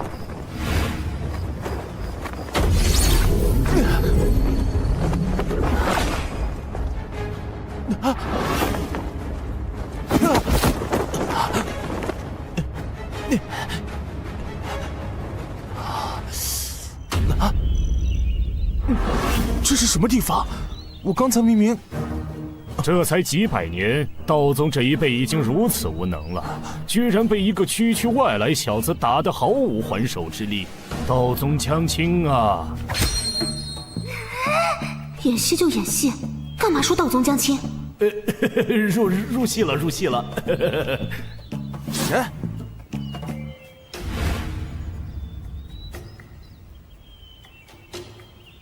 前辈是何人？口出妄言。道宗守将卫国，乃神州梁柱，吾辈真传弟子更是享誉神州。我只是道宗一个名不经传的外门小辈，资质平庸。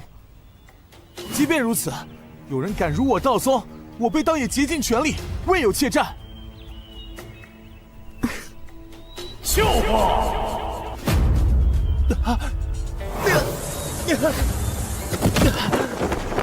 老夫观你天生混元霸体，与老夫一样的超绝资质，本该纵横天下，傲视无双，到哪里都会被当成宝一样，又怎会是区区外门弟子？当代道宗掌门都瞎了眼吗？你行你的法子，干嘛还骂我？松手松手，又入戏了。前辈到底是何人？休要口出妄言。我道宗此代掌教，与我爹随圣尊一道，拼上性命，才打下如今太平天下。他和我爹是顶天立地的大英雄，我爹更是为了这个新时代牺牲了性命。你不许侮辱我，掌教大人。原来儿子不是讨厌我吗？区区掌教算什么？就算掌教的掌教，见了老夫也得磕头跪拜，喊老夫一声太师叔。这些晚辈，老夫想骂就骂，想批评就批评。你是为了帮儿子，还是为了埋汰我？太师叔，你演得很过瘾啊！别急呀，这是布局，布局。首先得让他相信我，快给我点道宗前辈的信物啊！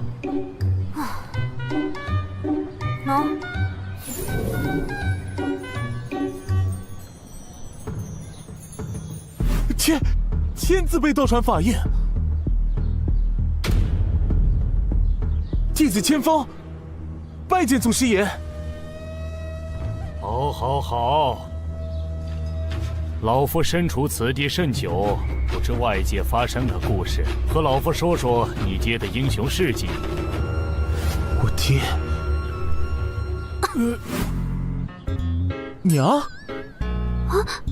此处只有老夫一人，哪来的你什么娘？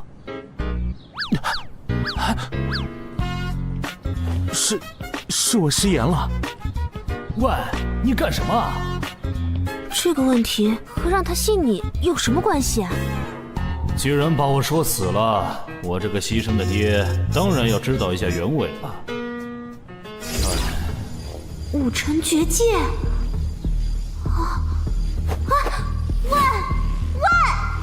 这可是武城绝界，你若是强行打开，闹出大动静，这计策可就穿帮了。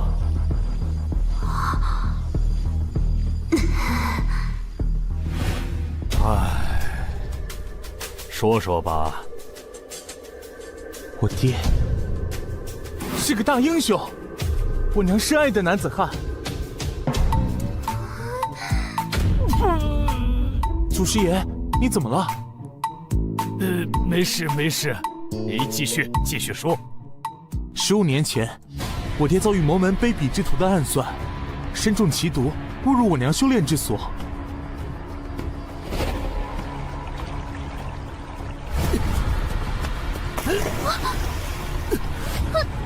放肆！你是何人？擅闯我行宫秘境！苍海渊，没想到你修为这么深。中了奇毒仙人罪，还能跑到这里找救兵，我们就一起死吧！凌空剑气。虽然我爹误入娘亲修炼禁地，他很弱，但是娘亲本着救助江湖同道的心，为父亲解毒。我爹修仙资质超群，娘亲惜才，也传授了他很多道宗玄门正法，两人因此结缘，才有了我。千帆雪啊，我真是小瞧你了。凌云峰对沧海渊，烈阳散遍仙人罪，我中毒你救我，能将你我的事情叙述得如此颠倒黑白，又波澜迭起，你当什么道宗掌门啊？不去写书岂不是可惜了？不然呢？为了让孩子能够积极的成长，我不得给他编一个好父亲的形象啊！后来，爹娘为了神州一统，还天下一个太平的宏愿，随着圣尊一起四处征战。娘说，在我刚出生不久的一场战役中，爹为了护娘周全，牺牲了自己。娘说，爹对我唯一的希望，就是我能成为一个顶天立地的男子汉。只是我一身体质低劣，再怎么努力，终生筑基无望。无论我再怎么努力，却始终没有突破。给爹娘丢人了。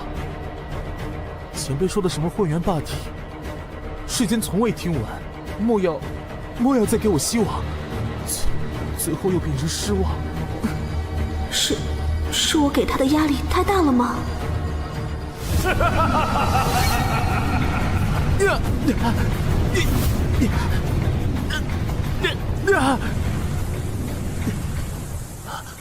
笑话！当今之人有眼无珠，你我之丹田，周身经络坚韧厚重，远超常人，天下罕有。寻常功法乃为凡俗之人所用，又怎配得上这身天赋霸绝之姿？超绝之姿，当配超绝之法，方能成就大道。老夫年轻时犯了大错，历史自封于此，终身不出。一生经世修为和超绝法术，若是就此失传，甚是可惜。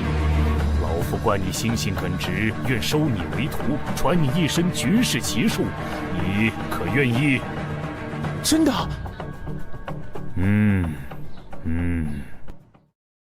怎么样，孩子就这么落入圈套了吧？以前只知道你打架厉害，没想到你还有这种演技。本尊面对的敌人不仅武力超群，智谋也是绝顶。若是没脑子，怎能突出重围？不行！为什么？若是我拜了前辈为师，在道宗的辈分岂不是乱了？宗内辈分最高的长老，不都得喊我祖师叔？哎呦，真是耿直的孩子。传功授业不必拘泥师徒形式，关键在于我觉得你小子有意思。老夫一身玄功得以传承，名分算个什么？道宗后学晚辈，千锋，请前辈教授。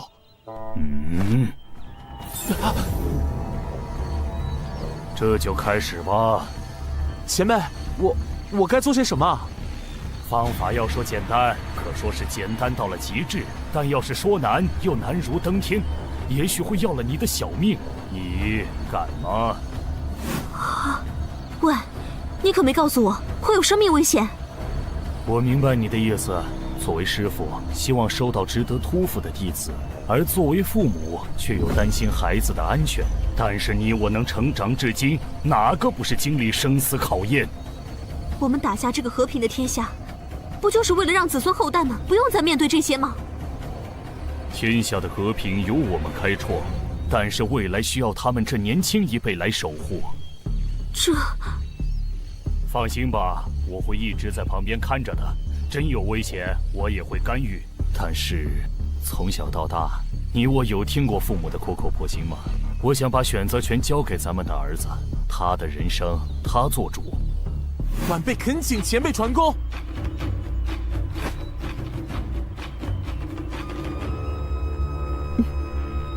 好，开始吧。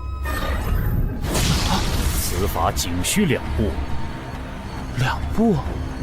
只因你我周身丹田经络异常坚韧厚重，故而元气出生便从窍穴散出，无法凝聚。若要筑基结丹，只需以大力封闭周身窍穴，如同吹气球一般，强行撑开经络，使气聚之于内。就这么简单？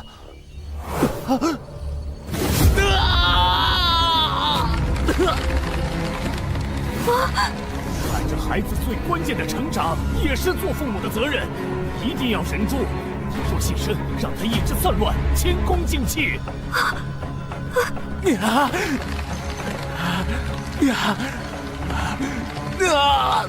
现在是考验你意志的时候。被强行撑开了厚重的经络和丹田，会让人犹如割肉削骨。若是扛不住，你随时都可以放弃。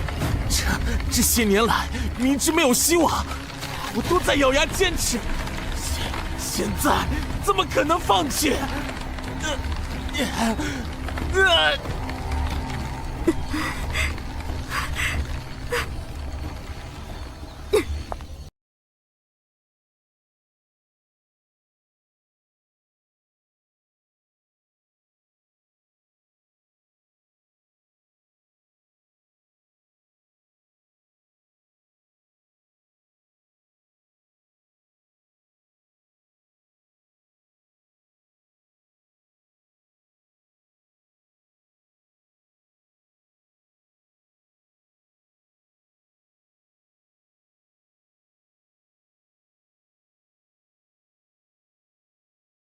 我饶不了你！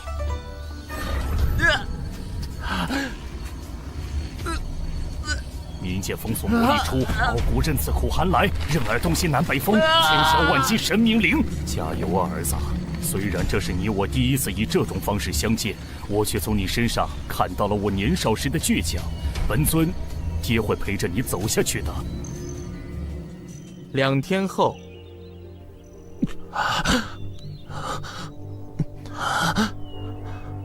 2天了，气盈白骸，肉身洗炼。好小子，第1关你坚持下来了，第2关马上要来了。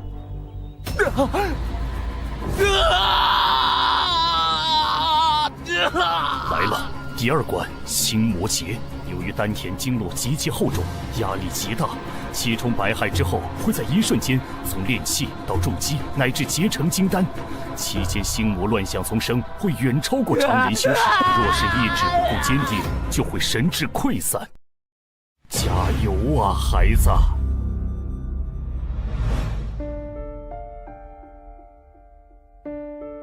唉，先锋自至，绝道蒙尘，主机无望。哇，他可是咱们掌教的儿子啊，居然这么废，真是丢了他娘的脸。谁知道他是不是掌教亲生的呢？没有爹，搞不好是掌教捡回来的。小声点，要是他再废，也比你强，有个好娘啊。就算主机无望，他也可以在道宗横着走呢。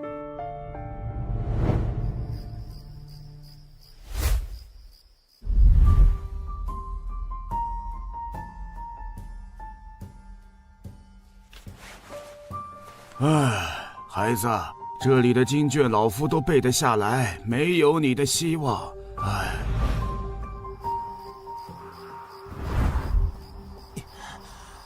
呀！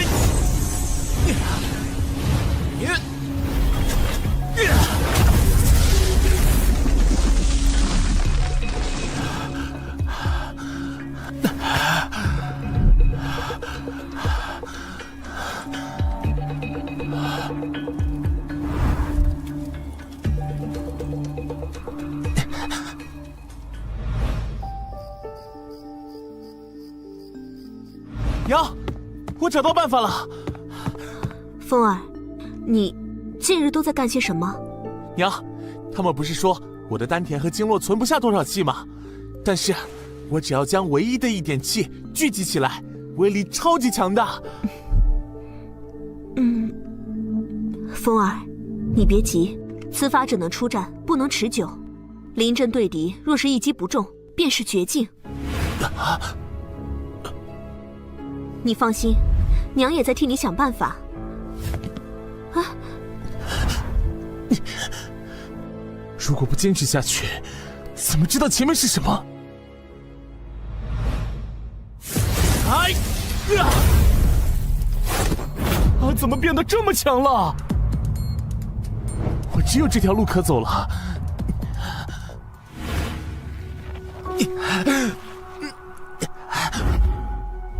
区区小技，只要躲过第一击，你便是砧板上的鱼。只有这条路可走了，没有其他希望了。继续修炼，能多储存一些气就多储存一些。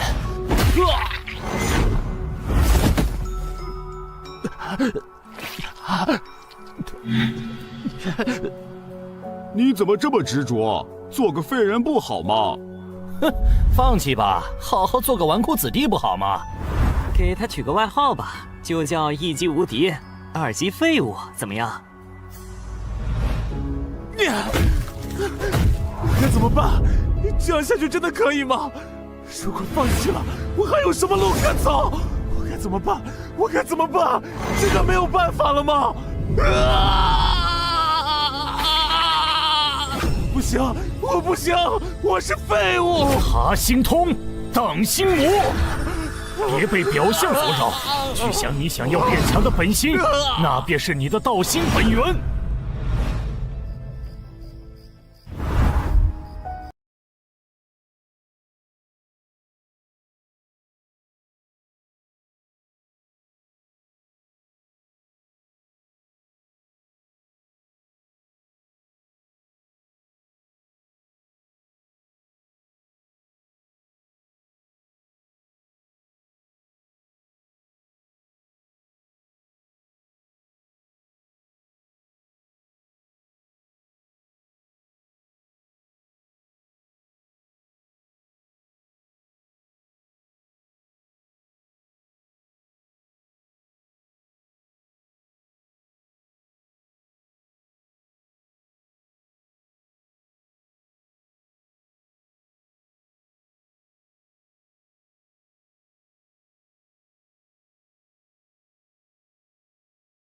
强呢？不是为了让周围的人看不起我，不是争强好胜，我只想和爹爹一样，将来能够守护娘亲，守护我最重视的人呢。其他人的嘲笑与我有什么关系呢？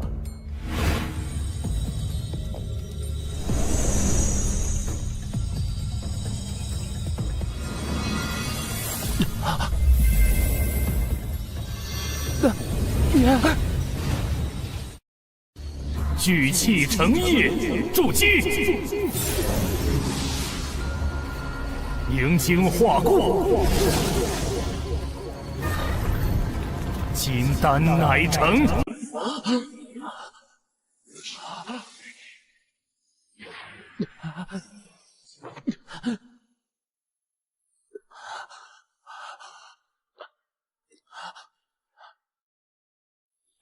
恭喜你呀，孩子！老子的传人要让这天下为你震动。前辈，天风修行，不为功名，不求名扬天下，只求无愧于心。哈哈哈哈哈哈！好孩子，那便行你的道。前辈，你怎么了？不打紧，不打紧。老夫寿元将近。能得了你这个传人，也算欣慰。只是老夫一生征战，一生孤独，临终前还能有你陪在身边，老天也算待我不薄。虽然你不愿意拜我为师，甚是可惜呀。千方碍于道宗辈分，不能拜前辈为师。千方自有父亲亡故，今得前辈脱胎造化之恩，不知千方能否喊前辈一声义父？老夫临了还能有此孩子，甚是有幸啊！义父在上，请受孩儿一拜。好孩子，让为父好好抱抱你。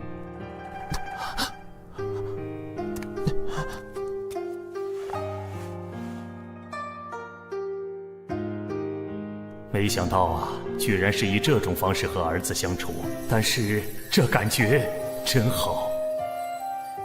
要给离别加点特效才行，遁法万鸟飞絮。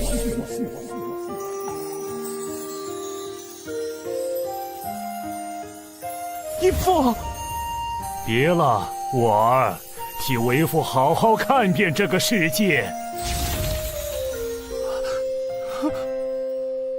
义父。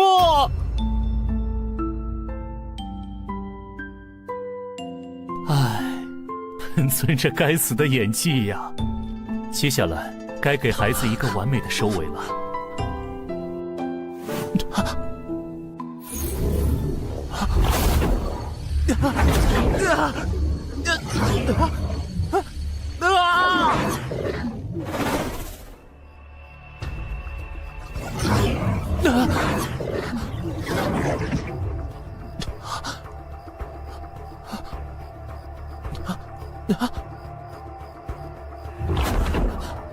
义父，您的大恩，孩儿永世不忘。止！神迹充盈，百骸贯通，天人交感，洗精法髓，金丹乃成。这便是金丹境吗？居然直接跨越了2境。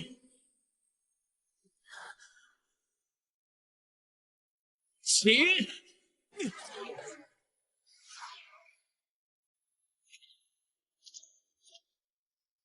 才2天功夫，这么快就出来了？多亏了兄弟，让千方得到了最宝贵的东西。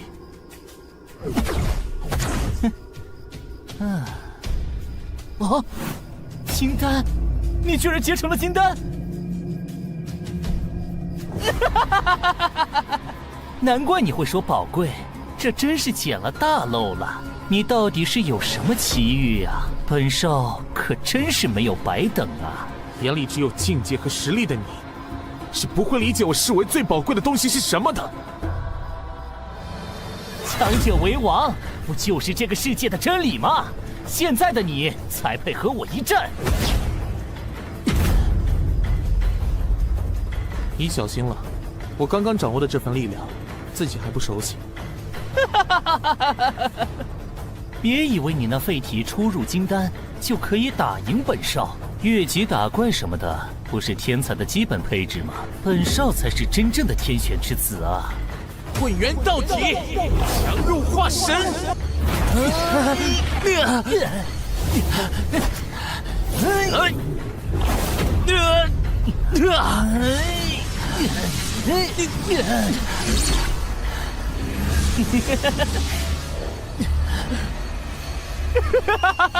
痛快，再来！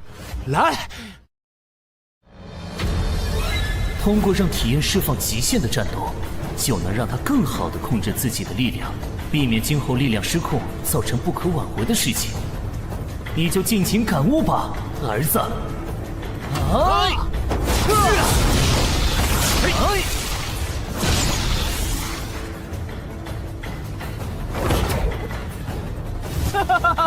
好小子，这次就算我们打个平手，敢不敢报出你的名字？本少还会来找你的。道宗弟子，前锋，随时恭候。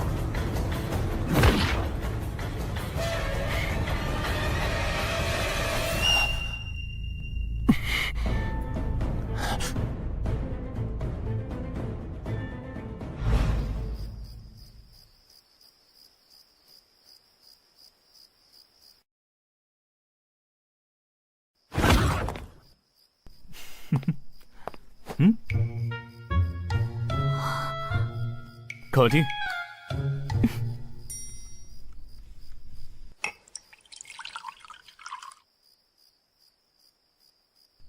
谢谢。喂，你突然露出这么温柔的样子，我很不习惯啊。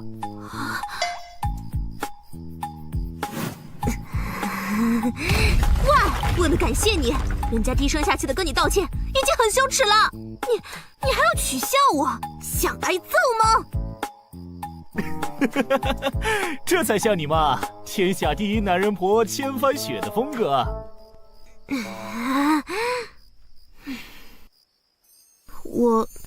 我真的很像男人婆吗？不是很像，根本就是，当之无愧。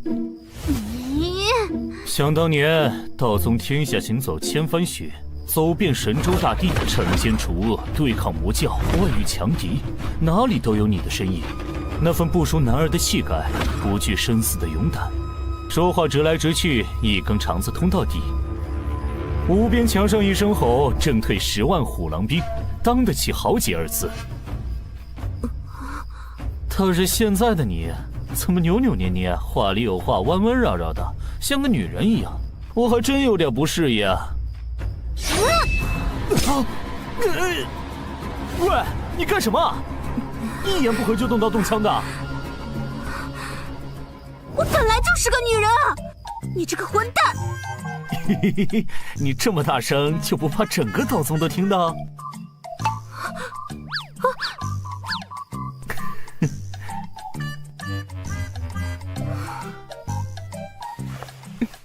对不起。喂，你这整晚的都在干嘛？有话直说呀，干嘛突然跟我道歉啊？你这样我很不适应啊。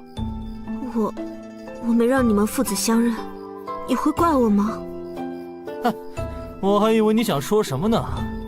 就这事儿，这难道不重要吗？当然重要，但是我能理解你作为母亲的苦心，换做我，也许会和你一样。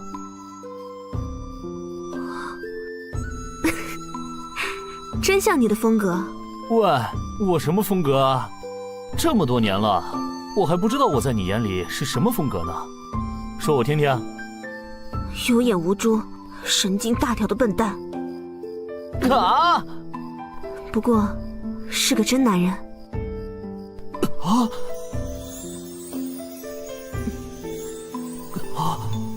突然感觉好尴尬呀！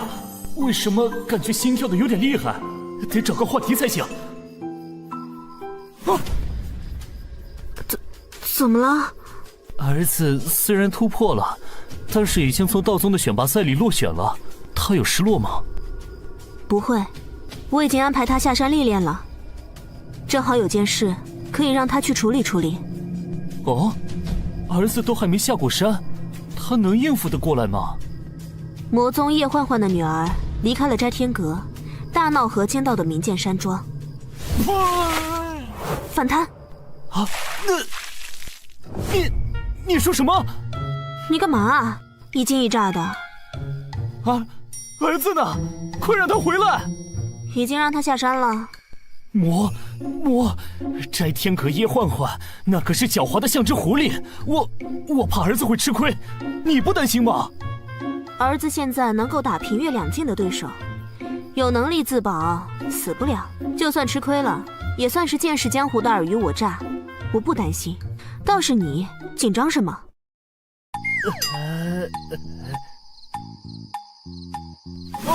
对了，儿子的事情解决了，我要回去看看万法大会的筹备情况了。我先走了。你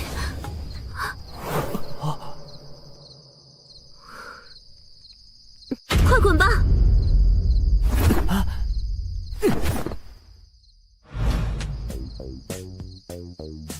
我去！怎么会发生这么狗血的事情？女儿头脑灵活，诡计多端，防不胜防。儿子刚刚跃进升级，堪称他们这一代弟子的顶尖，但是性情耿直，要是一个不小心，谁受伤都太糟了。对了，找叶幻幻去，让他把女儿带回家不就好了？不愧是本尊，身经百战，再难解的事情也能轻松搞定。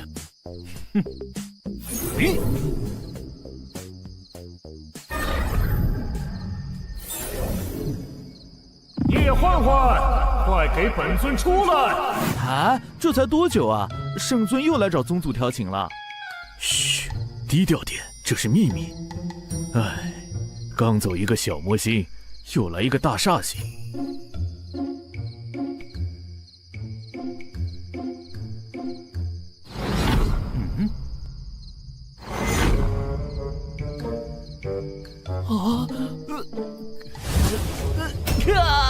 喂，你干嘛穿成这样？下面还有人看着呢。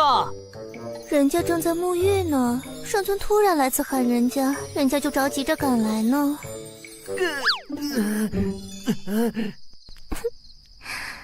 这才分别几日，圣尊怎么又来找人家了？快进去，先把衣服换好再说话。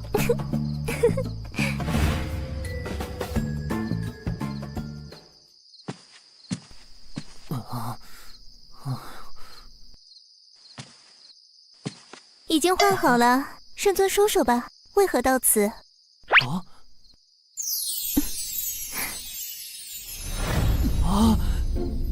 以你这狡猾的智慧，怎会猜不到？人家又不是圣尊肚子里的蛔虫，也不善他心通，怎么可能知道呢？女儿是女儿的事啊，你怎么会不知道？玲珑怎么了？她离开了斋天阁，现在正在外面到处捣乱啊！据说把那河间道第一大门阀的明剑山庄搞得鸡飞狗跳的。这野丫头居然跑出去了！我说怎么好几天都不见她了？喂，你不担心女儿吗？明剑山庄是到处找人来对付女儿啊！你是担心咱们的女儿呢，还是担心明剑山庄呢？当然是担心女儿啊！明剑山庄已经把求援令发到了道宗，千帆雪已经派人下山去了。道宗派了谁出马呀？要是没点厉害的本事，碰上玲珑恐怕也会倒大霉呢。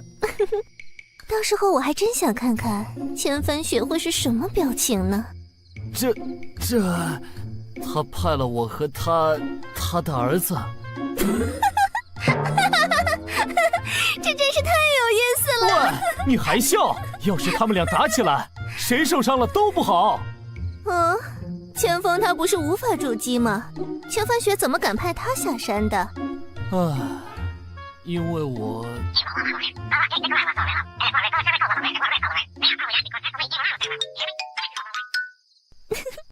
有了你这个天下最强的圣尊当老爹，你的孩子就像是天生带挂，抽到了一手王炸呀！喂，你怎么还笑得出来？他现在根基抽过，也能和元婴境战个有来有回，你就不担心我们的女儿会受伤吗？圣尊天下无敌，我这个小小女子不也是在圣尊手下活得好好的吗？咱们女儿的手段和智慧，可是连我都自愧不如呢。这摘天阁里那些老谋深算的魔头都被他整得自闭了。千帆雪的儿子遇到的第一个对手是他，恐怕也要吃大亏了。喂，你这个女魔头，说话就说话，为什么就这么坐上来了？还不下去？成何体统？哼，离经叛道，不守成规，不就是我魔门奉行的准则吗？移形换影。哼，不懂女人心的木头。你还是跟我走一趟吧。干嘛？去把女儿接回来。他们俩谁受伤了都不好，最好的办法就是别碰头。我不去，人家的教育理念可是放任自由型。喂，少来这套少女撒娇，你也不小了，而且我可不是和你商量，必须走。真是个霸道的男人。再说了，女儿可有主见了，就算去了也没用啊。至少看着他们，别弄出什么乱子来。喂，飞太快了啦！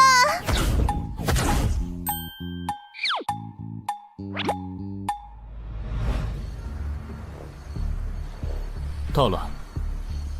天剑山庄是江南一带根源深厚的修真世家，可以追溯到400年前五龙争珠的时候，一直保持中立，对外也非常低调。我们至今也没有探明他们的底细，他们背后的势力还未出手，便求助道宗等派前来援助，背后也有不少疑点。啊，我们快去！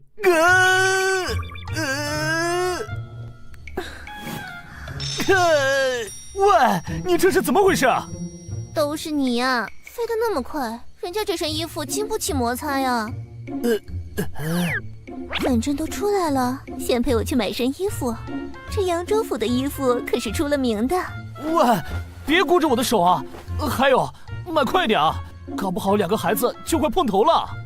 知道了，知道了，衣服的钱得你掏。省着点啊！神州百废待兴，到处都是用钱的地方，就算是我也很节约的。知道了，不过你得帮我挑哦。真是个没情趣的男人，难怪单身到现在。我只是一直忙着战斗，一统神州之后，又要忙着安定这个国家，没时间考虑自己的事而已啊。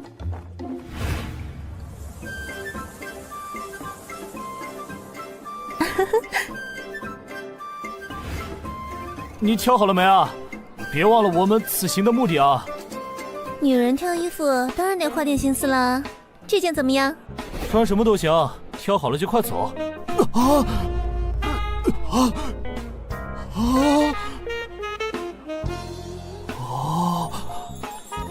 喂，到底好不好看啊？女魔头就是女魔头，难怪当年迷乱了那么多英雄豪杰。可就是迷不了你呀。到底是人家的魅力不够，还是圣尊你有别样的兴趣？啊！你想什么呢？我只是有红月在身，哪有时间顾儿女私情？选好了就走吧。就是腰上有点松，这里有点紧。唉，没有它适合我的尺寸呢，果然还是要定制的才行。那就等把女儿的事情处理好，我再给你定制一套。这可是你说的哦，那就走吧。别弄得好像出来旅游一样啊！怎么找女儿？你们安插在这里的探子呢？走吧，我们去问问。回禀圣尊，教主，玲珑小姐不久前突然失去了踪影，连带着一个道宗想要找小姐麻烦的傻小子，以及暗中跟随保护小姐的我教护卫，也都消失不见了。什么？是谁干的？小女无能，我完全没有线索，请圣尊饶命。退下吧。女儿那么机灵的人，还有我儿目前的修为，能够让他们这么悄无声息的失踪，背后的人不简单啊！你怎么那么淡定啊？我有什么好担心的？一来我相信我们的女儿，她可不是个会落入别人陷阱的人。也许是她自己为了什么目的设计让对手抓住了她。二来嘛，这不是有你这个天下无敌的圣尊吗？找人这点小事还不是手到擒来？对啊，突然当了父亲，紧张的差点道心不稳，真是关心则乱啊！看我的，我马上找六感全开，全知法界。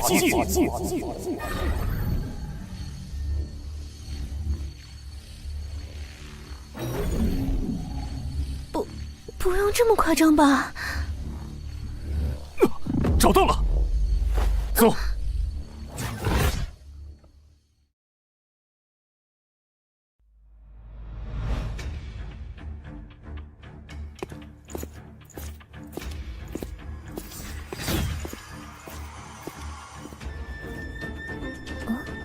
人在哪儿呢？下面。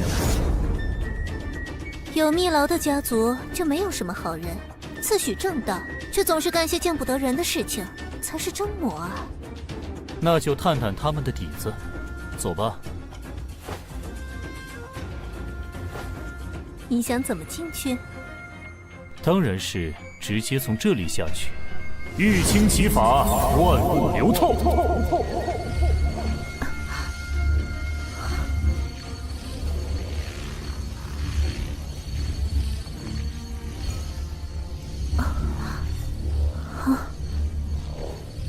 这和土遁不一样啊，是什么法术啊？自从误打误撞进入这玉清之境，本尊对这个世界的本相有了全新的认识。比如这世间万象，看似有如实质，实则万物皆空相，包括我们的身体都是。于是我做了多次尝试，意外地开发出来这个全新的法术，可以穿透这世间万物，就如流水过山而透。真是有趣的法术啊！你说的这个和500年前上一次文明里的一些研究成果可以互相印证啊。哦，从认识你开始，你就一直在追寻上古文明的线索呢。500年前的终结之战后，大部分信息被摧毁了，但是仍旧留有不少遗迹，其中就有那个时代的人们对这个世界本真的研究文献。比如他们发现构成我们这个世界的基本单位是一种叫做原子的东西，原子内部99%都是空的，所以和你说的几乎一样呢。确实有意思，等到带回孩子们，你能再跟我详细说说你的发现吗？好呀。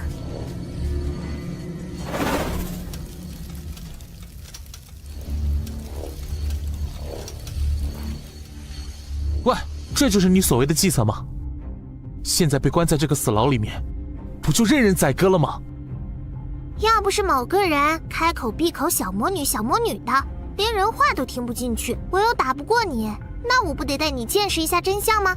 现在信了吧，这天剑山庄的真面目。对不起。你好傻哦，道宗怎么派了你这么傻的弟子下山？喂，你还有心情笑？我们现在被困在这里，就算知道了真相又怎么样？那现在你愿意跟我合作了吗？就算我愿意，又能怎么样啊？这东西是个厉害的法器，我能分金断铁，但是却始终挣脱不开。你看好了。哇，这是什么情况？我还以为他们会剑拔弩张，风儿性情耿直，居然会心甘情愿地向玲珑道歉。玲珑的修为在这一辈当中也许不是最厉害的，但是要说操控人心的手段，恐怕就大部分老江湖都不是对手。这简直就是一个小号的你嘛！怎么不好吗？做对手确实不怎么好呢，不过要是做朋友或者女儿，确实是极好的，至少不会让人担惊受怕。这样也不太好呢，太让人放心了，不就让别人少了牵挂？你看好了。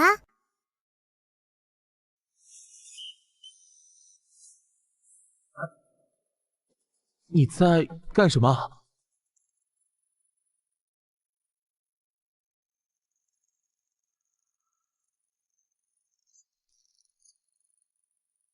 这是什么？是金虫，我从不老虫头那里抢来的。不老虫头？他可是维护一方的大魔头，你怎么？搞定。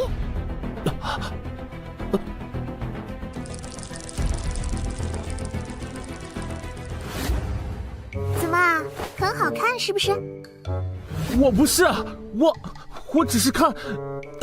看就看了嘛。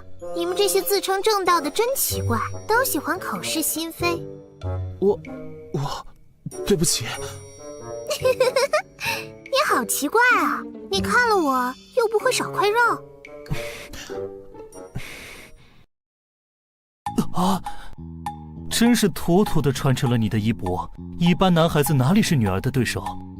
我怎么感觉风儿一直被牵着鼻子走？谢谢夸奖。我们该怎么办？直接现身，将他们带走？这点东西还难不住玲珑。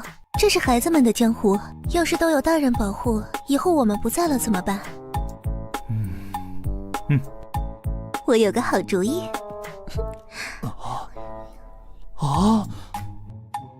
真有你的，那就这么办吧。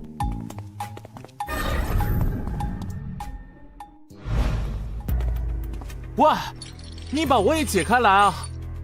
急什么？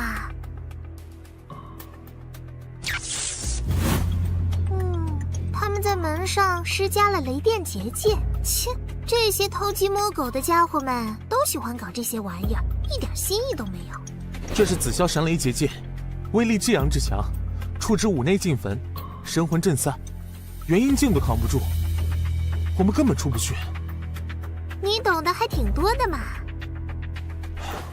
我曾经毫无修为，于是便读道宗典籍寻求出路，其中阵法一门也颇有研究。你读书读傻了吧？这种破阵怎么可能拦得住人？捂好耳朵哦。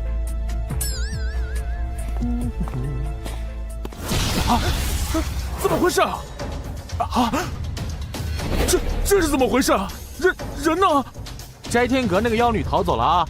我早就说过我们不是一伙的。放走那个斋天阁妖女，要是引来叶焕焕，你可是死罪。我是道宗弟子千芳，被这魔女陷害，一并被抓来这里。快，带我去见庄主，我来替你作证，说明一切，保你不死。好，谢谢兄弟了。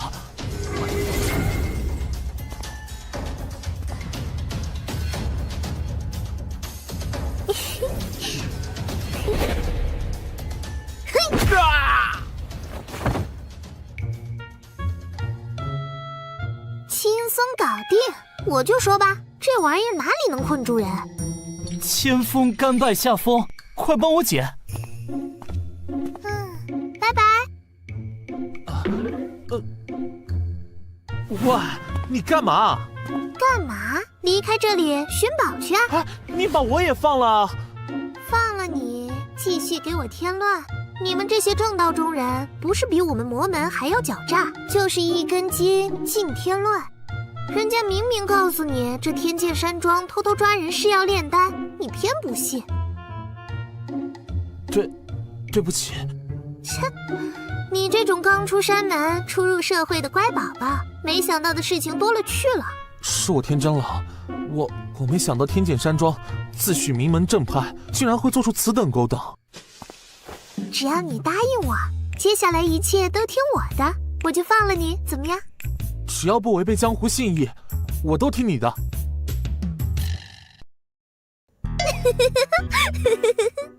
你笑什么？我爱笑就笑，要你管。再啰嗦一句，本姑娘就不管你了。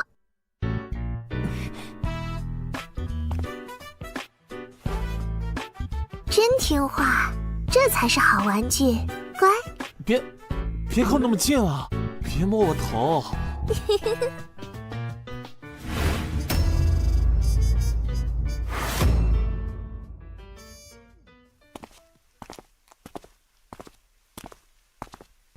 千锋，是你吗？啊，果真是你！快把我放出去！啊！他是谁？一个熟人。你怎么也被抓这里来了？这个嘛，我和师兄回门路上误打误撞进了一处山洞，发现里面有人拿活人炼制人傀儡。师兄不听我劝，直接出手了。结果刚发现那里和天剑山庄有关，就被一个神秘高手抓来这里了，真是笨死了。我反思，那么你们能不能放我们出去了？他也挺厉害的。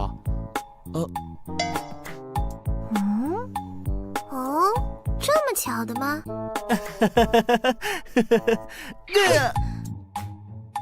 真是上辈子造孽，才遇见你这个满脑子肌肉的笨蛋师兄。哼！妹妹，你把我们放了，我们都听你的。这天剑山庄高手如云，多一个帮手也是好的嘛。好吧，不过先说好了，要是找到宝贝，不许跟我抢哦。成交。你们等我一会儿，我拿下我的包包。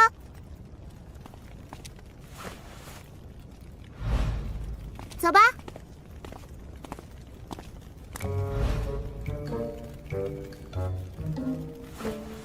喂，你到前面去探探路。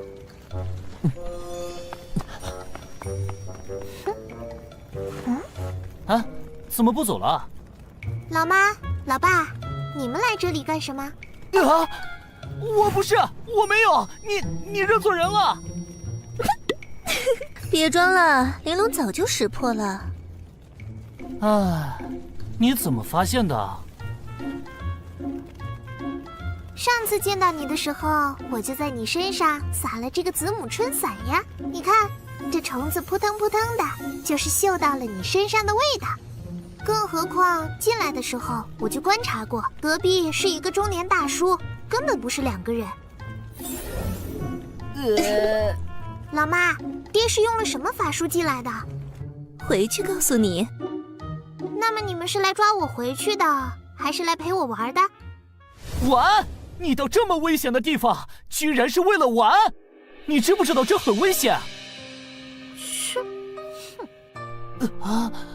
唉，这天阁他没有同龄的玩伴，所以他总会自己找乐子，比如找些刺激有趣的事情做做。不寻根究底，绝不罢休。与其说他爱玩，倒不如说如果没找点东西玩，他也不知道自己该干些什么。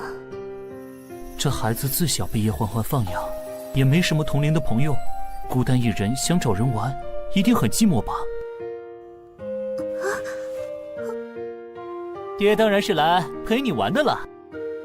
好啊好啊，可不能告诉那个傻小子哦，他可是无敌玩具哦。这小子遇上了这丫头，被吃得死死的，也不知道是福是祸。可不能把别人当玩具哦，可以做好朋友嘛，知道了吗？欧啦欧啦，走吧。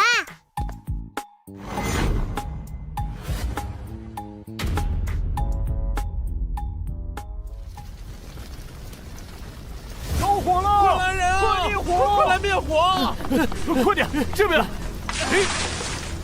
这边！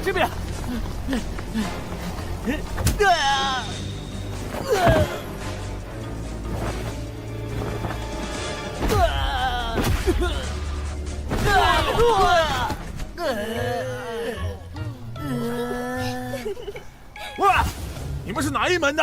还不快去救火！账房在哪里？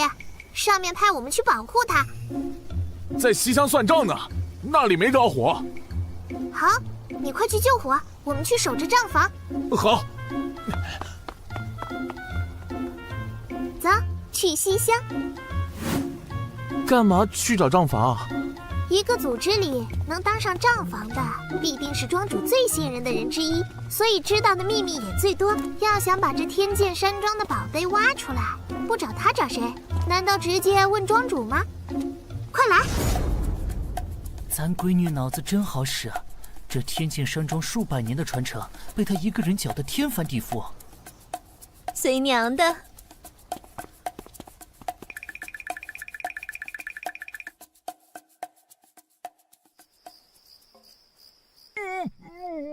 大规模的人口买卖做成活人试丹之用，难怪天剑山庄的丹药品性冠绝江湖，还出了如此多的高手。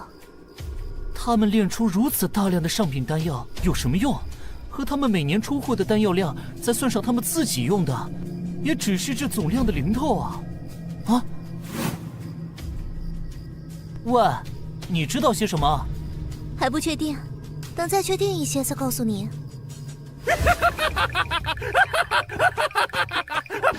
住手啊！我真的不知道庄主的密室在哪里啊！我只是个管账的。